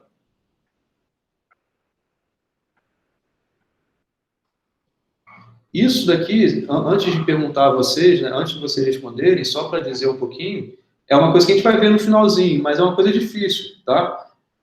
No seguinte sentido, você conseguir provar que na gramática a ambiguidade ela tem que existir, não existe nenhuma outra gramática que não seja ambígua para ela. Ou provar que a tal gramática que você fez, ela não é ambígua. Isso às vezes não é um trabalho fácil. Ou eu te dou uma gramática que ela é ambígua, eu quero que você obtenha outra que não seja ambígua, entendeu? Esses tipos de perguntas aí, porque muito é em relação à construção, você tem que praticar bastante, tentar construir, ver os caminhos que você está tomando, pensar em palavras que podem ser obtidas com duas derivações distintas. Repara que você tem que assumir uma única derivação, o único tipo de derivação, né? Isso de ser derivação mais à esquerda, é isso que a gente está fazendo aqui. Mas tem que ficar exercitando, ficar olhando essas construções, tá? Então, nesse tipo de tentativa, né, que foi sem usar os parênteses, há ambiguidade nela. Então, repara que a gente começou pela soma, né? Aqui a gente começou nisso, vindo para cá. Ó, repara que o símbolo inicial é esse, né? A variável inicial é o E. Então, necessariamente, a gente tem que começar por aqui, certo? O caminho que a gente tomou na primeira aplicação foi vir para cá, certo? Como nessa expressão não tem a subtração, então, e se você não quer fazer alguma outra coisa diferente, você ou tem que vir para cá, ou tem que vir para cá, mas depois você tem que fazer uma aplicação diferente aqui, certo? Então, eu não vou ficar entrando nesses detalhes aqui, porque dá para ser verificado por vocês, mas teria que vir para cá, se fosse uma derivação distinta. E aí, vindo para cá, ia te fazer força a vir para cá, né? Porque não tem isso, né? Ou não tem isso, e também não... A não ser que você viesse para cá. Se você viesse para cá, aí ia forçar você a vir já para cá para baixo. Então, vir para cá para baixo ia forçar você não fazer aparecer nem a multiplicação e nem a soma, certo? E, de novo, se você veio para cá, não tem como você voltar e colocar uma soma ali que tem que ter na expressão, certo? Então, é o que vai forçar também não existir outra possibilidade de derivação para obter essa palavra, tá? Então, um pouco isso de você conseguir analisar essas derivações é o que a gente menciona sobre árvore de análise sintática, tá? Então, primeiro a gente define essa árvore, tá? As folhas dessa árvore necessariamente são símbolos terminais. A construção é indutiva, tá? Então, nessas árvores a gente consegue, para cada palavra que existe nessa gramática, saber uma derivação para ela que fez você gerar a palavra. Isso que é a ideia da árvore de análise sintática, tá? É você conseguir fazer derivações que gerem a palavra, e na árvore você tem justamente os ramos que você vai fazendo pela aplicação de regras que existem naquela gramática. Então, como a palavra ela tem que terminar com símbolos terminais, certo? Então, as folhas têm que ser elementos do seu conjunto terminal, tá? E aí você pode pensar numa regra bem indutiva para isso. Se na regra você tinha uma variável não terminal, né, o x, indo para uma variável terminal, se isso daqui é uma coisa que existe na regra, então você tem que ter na sua árvore algo desse tipo aqui, uma variável que é não terminal, que é o x, indo para o epsilon, que é também um símbolo considerado fim, né, onde você termina esse pedaço em relação ao x que você aplicou, tá? E agora a regra da composição, ela é indutiva, né? Se você tem um pedaço, né, uma árvore, isso aqui é um alfa 1, alfa 2, alfa 3, tá? São árvores, né? E existe essa regra x que vai para esses símbolos aqui, não terminais, esses alfa 1, alfa 2, alfa n. Então, você usa também o x como a ramificação para esses tipos de regras que você pode aplicar aqui. Tá? Vai para a árvore associada ao alfa 1, árvore associada ao alfa 2, árvore associada ao alfa 3. Tá? Vamos ver aqui um exemplo que vai aparecer. Tá? Mas essa aqui é uma regra de composição indutiva para essas árvores de análise sintática. Então, cada nó, né? Isso a gente já acabou de ver na definição, é só uma observação. Os rótulos dos nós, né? O label, né? O nó, né? O nó, ele é rotulado por um símbolo. Ou esse símbolo ele é terminal, ou esse símbolo não é terminal, ou é a cadeia vazia, certo? As folhas são rotuladas por símbolos terminais, ou a cadeia vazia. E os nós interiores são as variáveis, tá? Uma subárvore, né, dessa árvore que tem a raiz x, a gente chama ela por x raiz, tá? Então, ela é uma variável, e se ela é raiz de alguma subárvore associada, a gente chama ela de x árvore, tá? Que é uma árvore enraizada por x. Basicamente é isso, tá? Então, o que a gente está interessado aqui?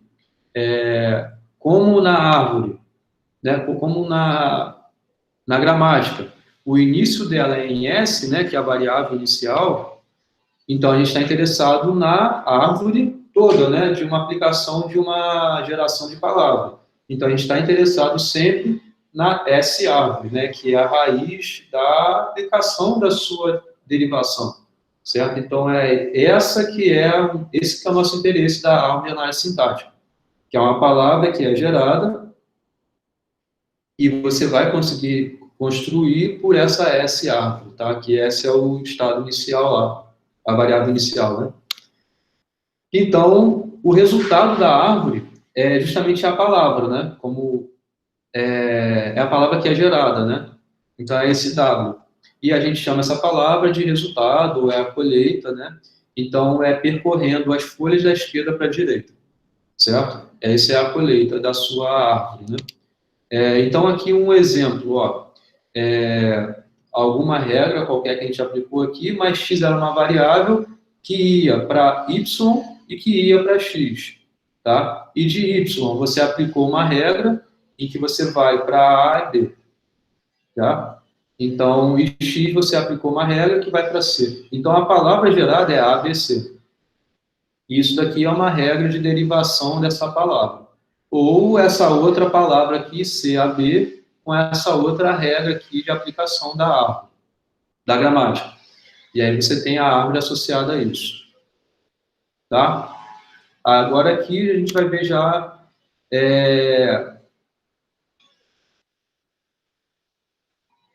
Isso daqui é um pouco que a gente já estava vendo, né? Voltou? Não, tá certo. Se A é uma árvore que tem esse pedaço, e isso daqui mostra bem a regra da composição, né?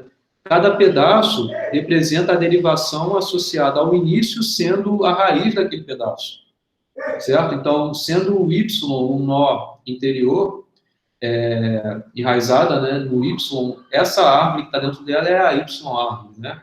E que está dentro da X-árvore, onde X é o início um pouco maior dessa palavra gerada, tá? Vamos voltar ao exemplo. Então, isso daqui era a expressão, né, que a gente estava tratando anteriormente. Tem um número, a soma com outro número, a multiplicação com outro número, né?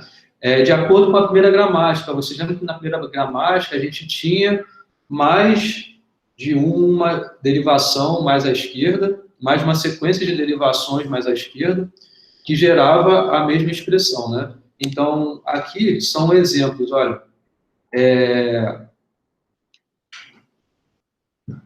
Começou com E, tá? E aí, primeiro, você aplicou a soma. Então, E e E. Lembra que a primeira regra foi isso que a gente fez? Foi ter aplicado a soma E. E aí, depois você aplicou a mais à esquerda, que foi ter gerado um número a partir daí. Depois foi para essa segunda variável não terminal que você tem, que é essa, você aplicou uma outra regra, que foi essa que a gente aplicou. Multiplicação, Depois foi a mais à esquerda que a gente aplicou, que foi essa. E depois foi a mais à esquerda que tinha, que era essa.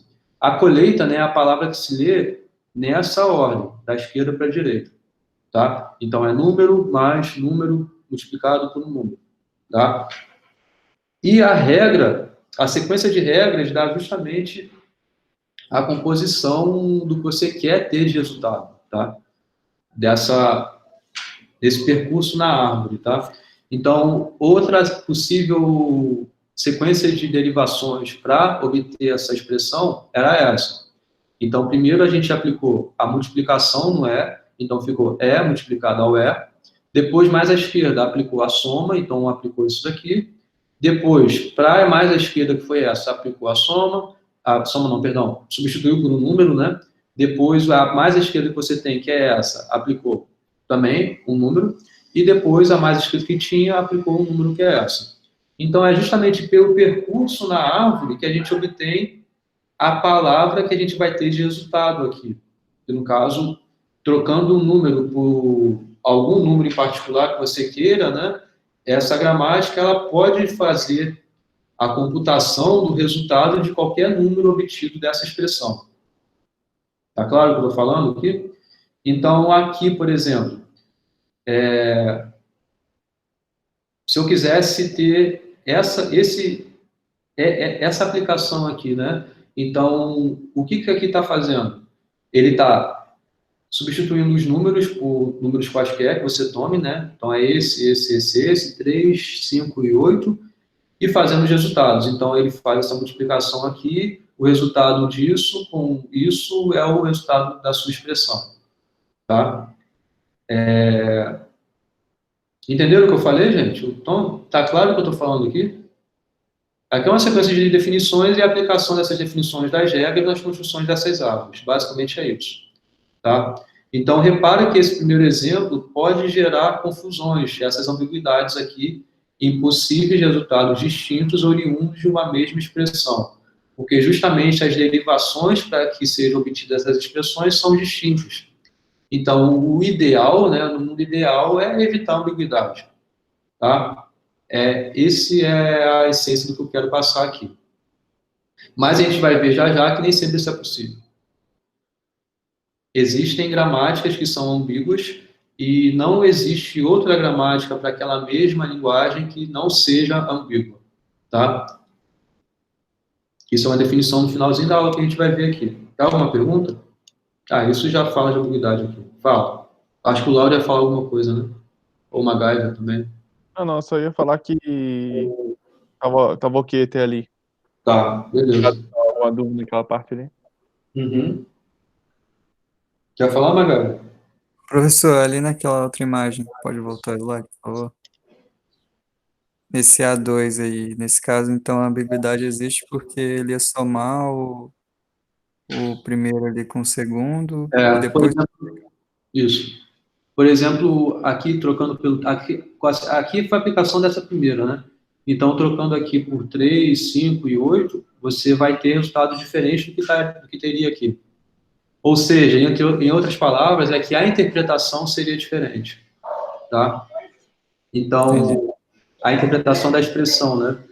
Então, aqui é 3 mais 5, 8, né? Então, daria 8 aqui, e aqui 8. 8 vezes 8 é diferente de 43. Então, o resultado é diferente, a interpretação é diferente, né? Isso aqui, se vocês lerem no material, vai te dar um mundo de novos caminhos a seguir. Isso aqui tem uma grande relação com linguagens naturais. É uma coisa que a gente vai ver na aula que vem, que tem... a gente vai tratar na aula que vem sobre hierarquia de Chomsky. Essas linguagens que a gente está... Não, a gente não vai tratar sobre hierarquia de Chomsky na aula que vem, desculpa. A gente vai tratar sobre forma normal de Chomsky. Mas tudo que a gente está vendo aqui, hierarquias de linguagens e tal, faz parte da hierarquia de Chomsky, que é algo que a gente vai ver um pouquinho mais à frente. E engraçado é que Chomsky não era ninguém de computação, acho que ele está vivo ainda. Ele não é ninguém, ele não é uma pessoa de computação essencialmente, ele é um linguista. Então, isso aqui se aplica em diversos outros assuntos, e não é à toa que linguagem de programação também tem como pré-requisito você ter feito... Não, linguagem de programação não, compiladores, né? Na graduação de Ciência da Computação, que faz compiladores, que é uma disciplina que às vezes aparece, talvez com outros nomes, mas aparece como pré-requisito de teoria da computação, linguagens formais. Porque justamente os compiladores são feitos em função dessas gramáticas aqui. Muitas delas, você tem que ter uma gramática livre do contexto, para que você consiga ter um compilador associado. Tem umas coisas assim. Não é muito a minha área, mas tem bastante conteúdo sobre isso também, na literatura aí, tá? Vamos lá. Então, esse termo de ambíguo, né, é uma coisa que acho que já ficou claro para vocês, mas só para reforçar um pouco essa definição, é que existe uma palavra, a gente diz que a gramática é ambígua, né? Quando existe uma palavra dessa linguagem que ela pode ser gerada por duas árvores distintas. Tá? A colheita, vocês lembram que é a colheita, né? É o caminho entre as folhas da esquerda para a direita. Perdão, acho que a esquerda para vocês é aqui, né? Da esquerda para a direita. Então, existe um caminho da esquerda para a direita que é composto somente por símbolos terminais. Então, o resultado disso é a colheita ou é o resultado, né, da árvore.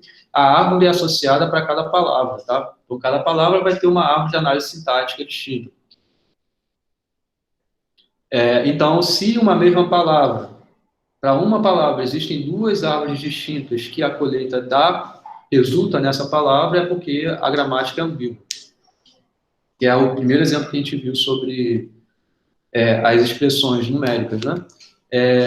Ou de maneira equivalente, é isso aqui, né? Existem derivações distintas mais à esquerda, aqui é um tipo de derivação, o outro tipo de derivação, esse 2 aí, que gera a mesma palavra no final. As derivações mais à esquerda, ou as derivações mais à direita. Aqui a gente sempre pensa como sendo mais à esquerda. Mas se você quiser pensar ao contrário, não tem problema. Então é só você pensar que existem duas derivações mais à direita, sequências de derivações mais à direita distintas, que gera a mesma palavra. Tá? Então, se ocorre isso, a gramática é ambígua. De novo, isso não quer dizer que pensa numa gramática que não seja ambígua, tá? Ela não tem nenhuma palavra gerada por... Vocês entenderam, não é? Então, pensa que a gramática não é ambígua. Isso não quer dizer que exista uma única derivação para essa palavra, não. Tá? Isso quer dizer que existe uma única derivação mais à esquerda para essa palavra. Ou existe uma única derivação mais à direita para essa palavra. Tá? É isso. Agora, pode ter uma derivação diferente, que seja você aplicou aqui, mas a esquerda aplicou lá no final, depois aplicou aqui, aplicou lá no meio, voltou e tal. Mas isso não é uma derivação mais à esquerda. A derivação mais à esquerda é uma única só. Tá? E isso que a gente estava falando agora sobre ser ambíguo é gramática. Então, uma gramática a gente diz ser ambígua ou não ambígua. Tá? Agora, a linguagem associada à gramática aqui. Então, a gente diz que uma linguagem é inerentemente ambígua, que é isso daqui, quando, para toda gramática que gera essa linguagem, toda gramática é ambígua. Ou seja, entre outras palavras, não existe uma gramática que não seja ambígua e que gere essa linguagem, entendeu? Então, é meio que assim, ó, não tem escapatória. Toda gramática que você gerou para essa linguagem deu uma gramática ambígua. Então, se isso acontecer, é porque a linguagem é inerentemente ambígua, tá? Então, a observação importante que isso eu faço é que, primeiro, linguagem de expressões aritméticas, que foram os exemplos que a gente viu, não é inerentemente ambíguo. Por quê? A gente fez 3 exemplos. O primeiro exemplo era ambíguo, a gramática era ambígua. Mas o segundo e o terceiro exemplo eram gramáticas que não eram ambíguas. Então, como existe uma gramática que não é ambígua, que gera essa linguagem, então a linguagem não é inerentemente ambígua. Porque uma linguagem é inerentemente ambígua quando toda gramática que gera essa linguagem for ambígua. Tá? Fala aí. Professor? Fala. Se a linguagem é ambígua, então Não, a gramática vai ser ambígua. Não. A linguagem a gente não diz ser ambígua. A linguagem a gente diz ser, que é a observação que está aqui embaixo. Ambiguidade, a palavra ambiguidade é em relação à gramática. A palavra inerentemente ambígua, né, ou ambiguidade inerente, é algo em relação à linguagem. Então, se a linguagem é inerente ambígua, então a gramática também vai ser ambígua. Isso. Qualquer e o contrário também é válido? E o inverso? O inverso é o que a gente estava falando. Se existir uma gramática que seja ambígua, não quer dizer que a linguagem seja inerentemente ambígua. Ok. O que quer dizer é que o porquê que isso não quer dizer? É porque pode ser que exista alguma outra gramática que gera essa linguagem e essa gramática não seja ambígua. Assim como foram os exemplos que a gente viu sobre expressões bem definidas aqui. A gente primeiro tratou um exemplo de gramática que gera essa linguagem que é ambígua. Depois a gente viu uma gramática que não é ambígua e gera essa linguagem. Tá? Então, a linguagem não é inerentemente ambígua porque existe alguma gramática que é não ambígua. Tá? Tá claro isso aqui? Isso daqui é que nem a ideia do para todo e o existe, tá? Uma que tem muito a ver, quer dizer, o conteúdo é outro, né? Mas a ideia geral do quantificador aparece assim como apareceu no lema do bombeamento. Quando a gente falou existe alguma coisa para toda alguma outra coisa, tá? É esse mesmo tipo de ideia. Fala aí, Elton. Não, era isso que eu ia falar, que eu estava achando um pouco de semelhança o raciocínio aí com o lema do bombeamento.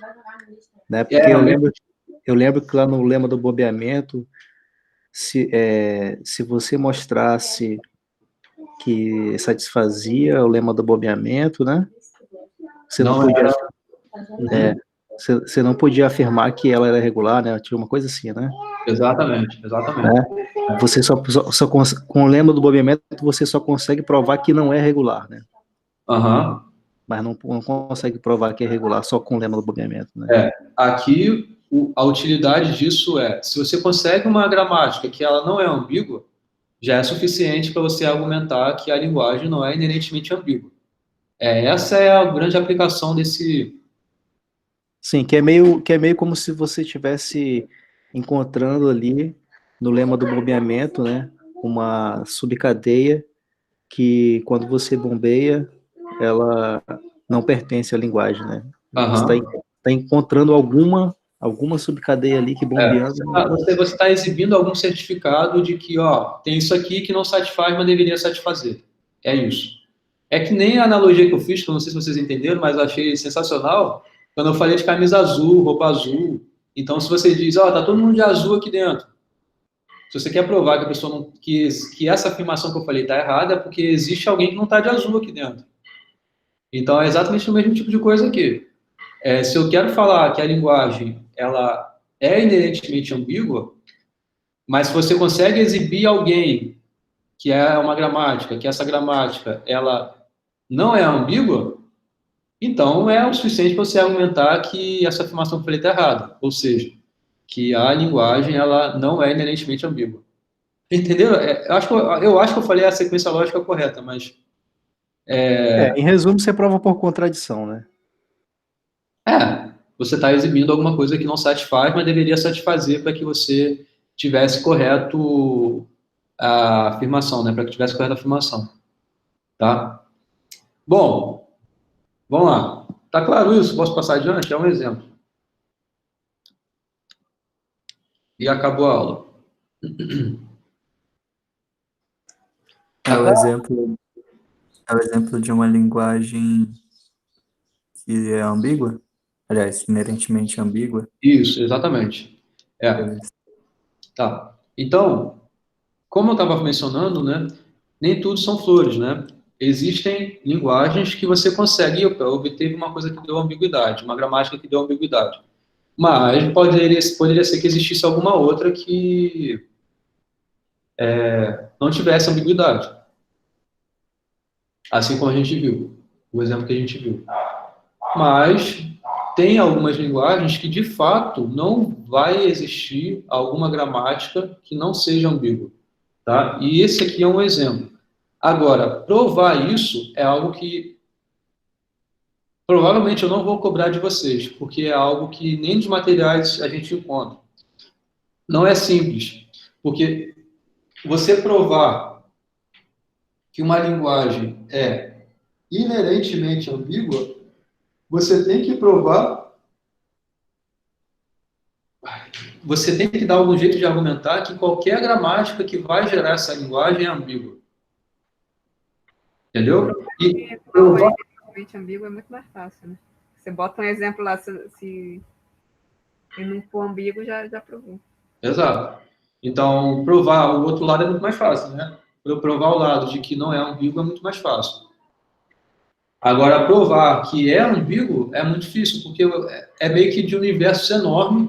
Você tem que conseguir algum argumento ali que seja geral o suficiente para dizer, qualquer gramática tem que ter isso.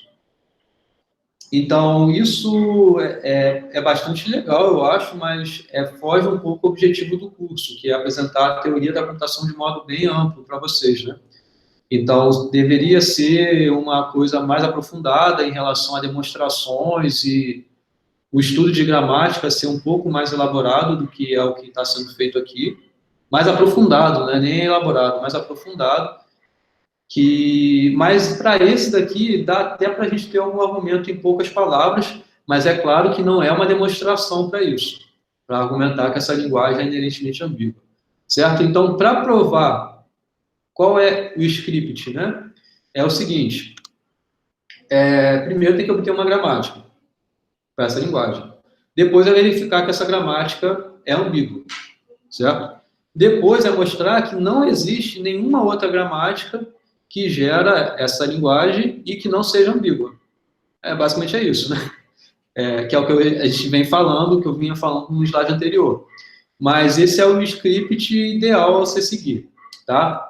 Então, por que isso? Porque se você já não consegue obter uma gramática para L, e se não consegue verificar que essa gramática ela é ambígua, você não tem um ponto de partida a dizer que a gramática é inerentemente ambígua. Certo? Bom, olhando só para a linguagem, vocês conseguem entender o lance da ambiguidade poder aparecer aqui antes mesmo da gente montar uma gramática para ela?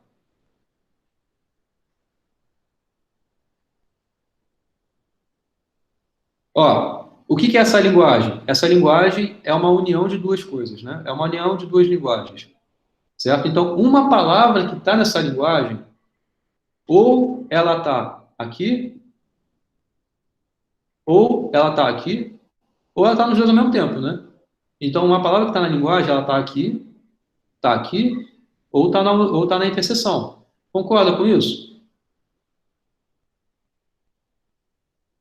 Sim.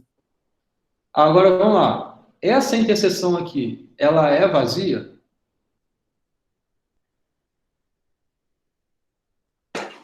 Acho que não, né? Ela vai ter que estar em alguma das duas. Não, não é vazia. Isso, exatamente, não é vazia.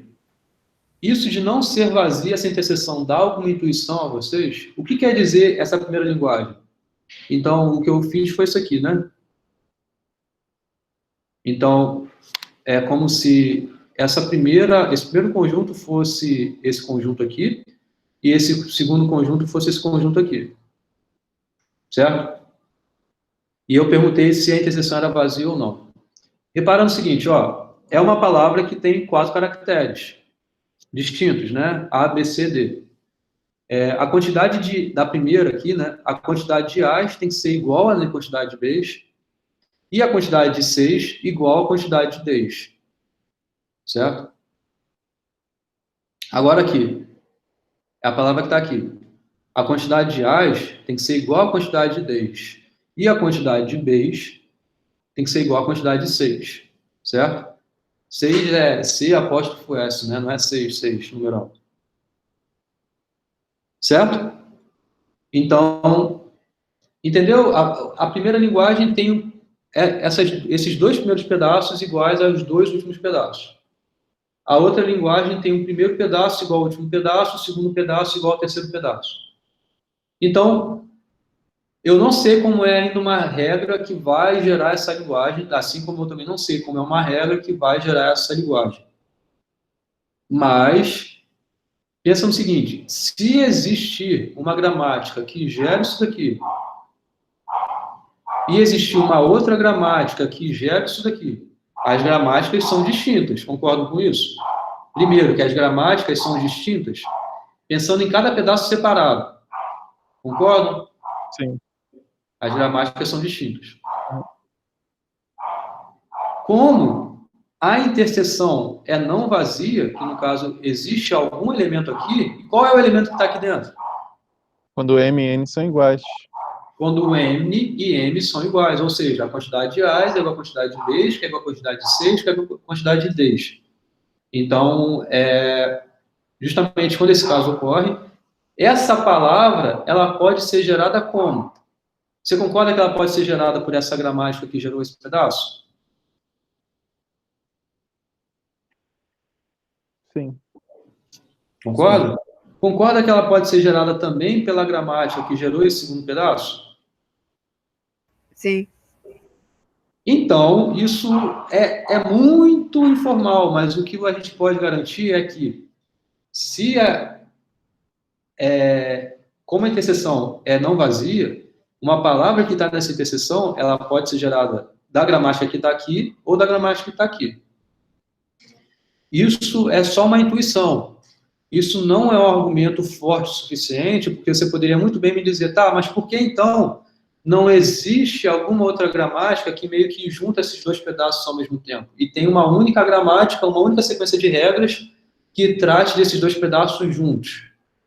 É isso que está a dificuldade, entendeu? É possível ser provado isso aqui, mas é algo que foge um pouco mais, porque são várias análises de casos, e isso de você tratar esses pedaços separados, ter essa necessidade aqui também, é um pouco uma sequência de argumentos mais longo do que isso pouco que eu falei aqui. Entenderam a ideia geral?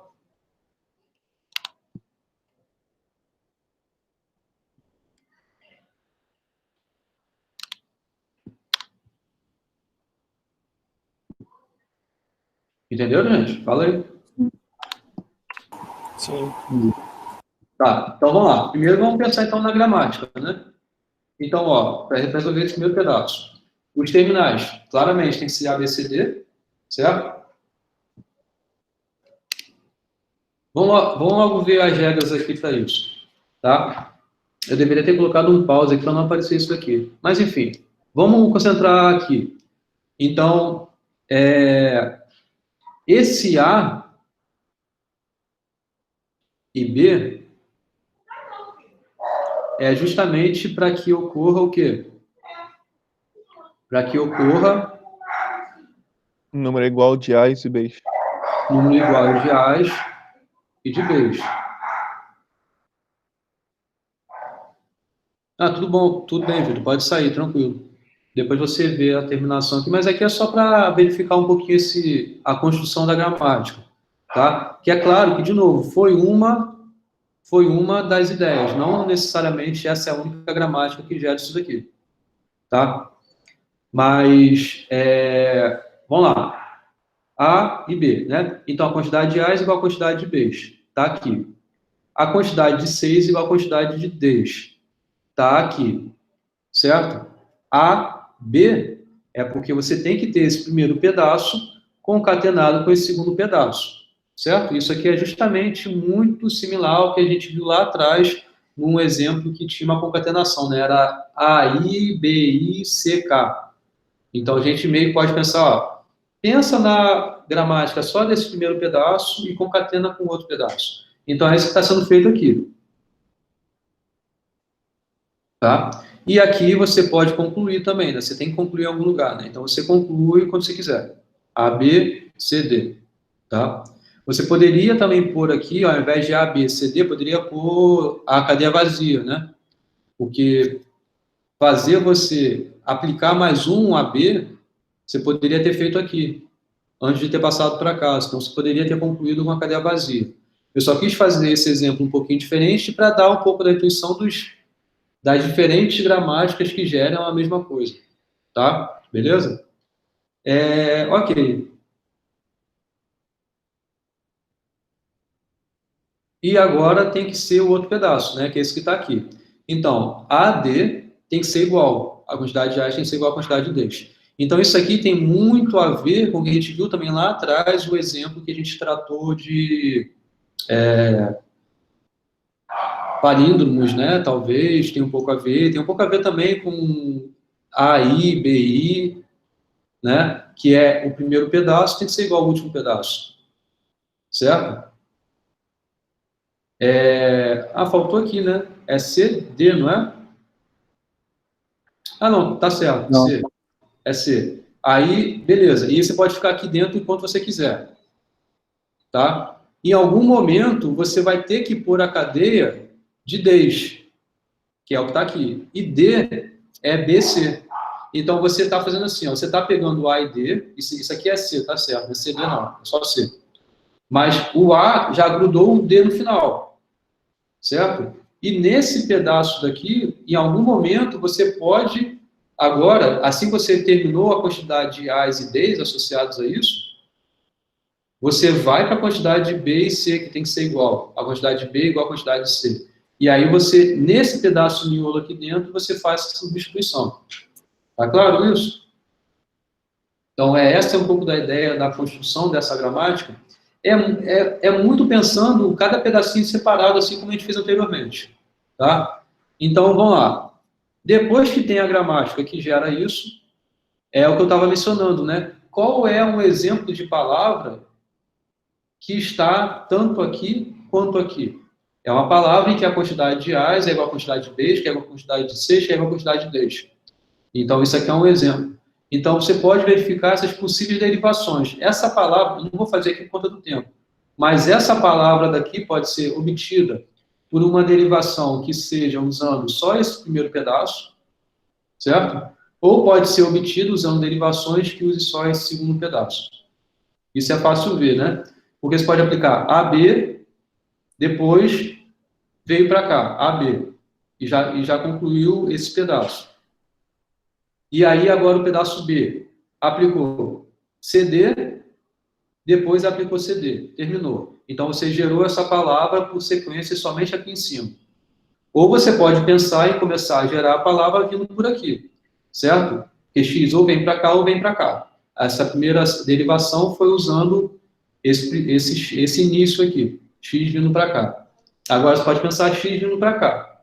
E aí você faz AD, certo? E depois faz aqui AD. Então você já concluiu os extremos, né? O A e D. E depois você vem para cá, BC, e depois você vem para cá, BC. Concluiu a palavra. Show? Então foram duas derivações distintas que gera essa mesma palavra. Tá? Então, isso justifica que a gramática é ambígua. Ainda não justifica que a linguagem é inerentemente ambígua, certo? Então, e aí, para isso, é uma coisa que eu não vou tratar, mas é que tem que se basear nisso, entendeu? Nessas regras associadas a palavras que têm a mesma quantidade de A, a mesma quantidade de B, a mesma quantidade de C, a mesma quantidade de D, se é necessário ter regras que vêm ou de um tipo ou de outro tipo, justamente por também terem elementos que não estão na interseção.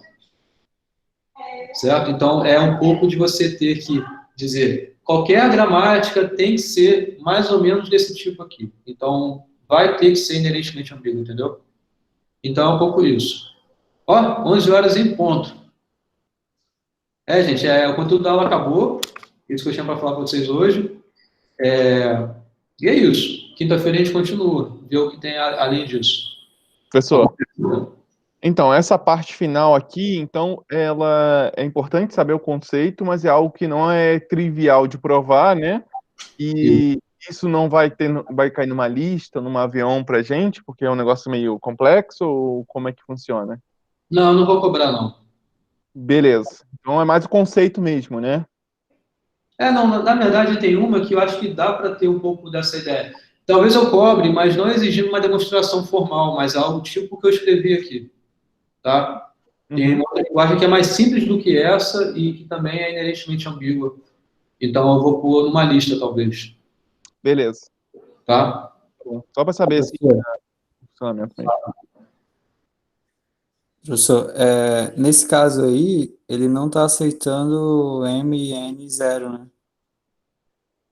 Para essa regra. Não tá. Não tá. Tem que pôr aqui porque AB, X começou em AB. Aí AB já começa necessariamente com esse AB aqui.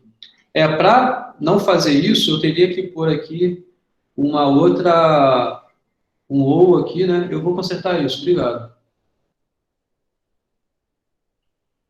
Ou eu conserto aqui, mudando a gramática para poder aceitar, que seria somente eu pôr epsilon, certo? Certo. Então, eu colocaria para cada transição aqui. Na verdade, aí eu poderia voltar exatamente como estava no exemplo anterior, né? Que é não precisar ter esse AB, porque já está aqui dentro, né?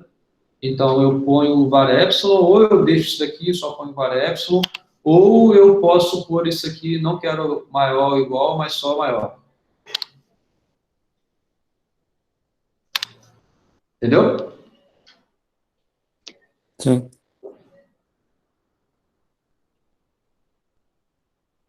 Tá bom.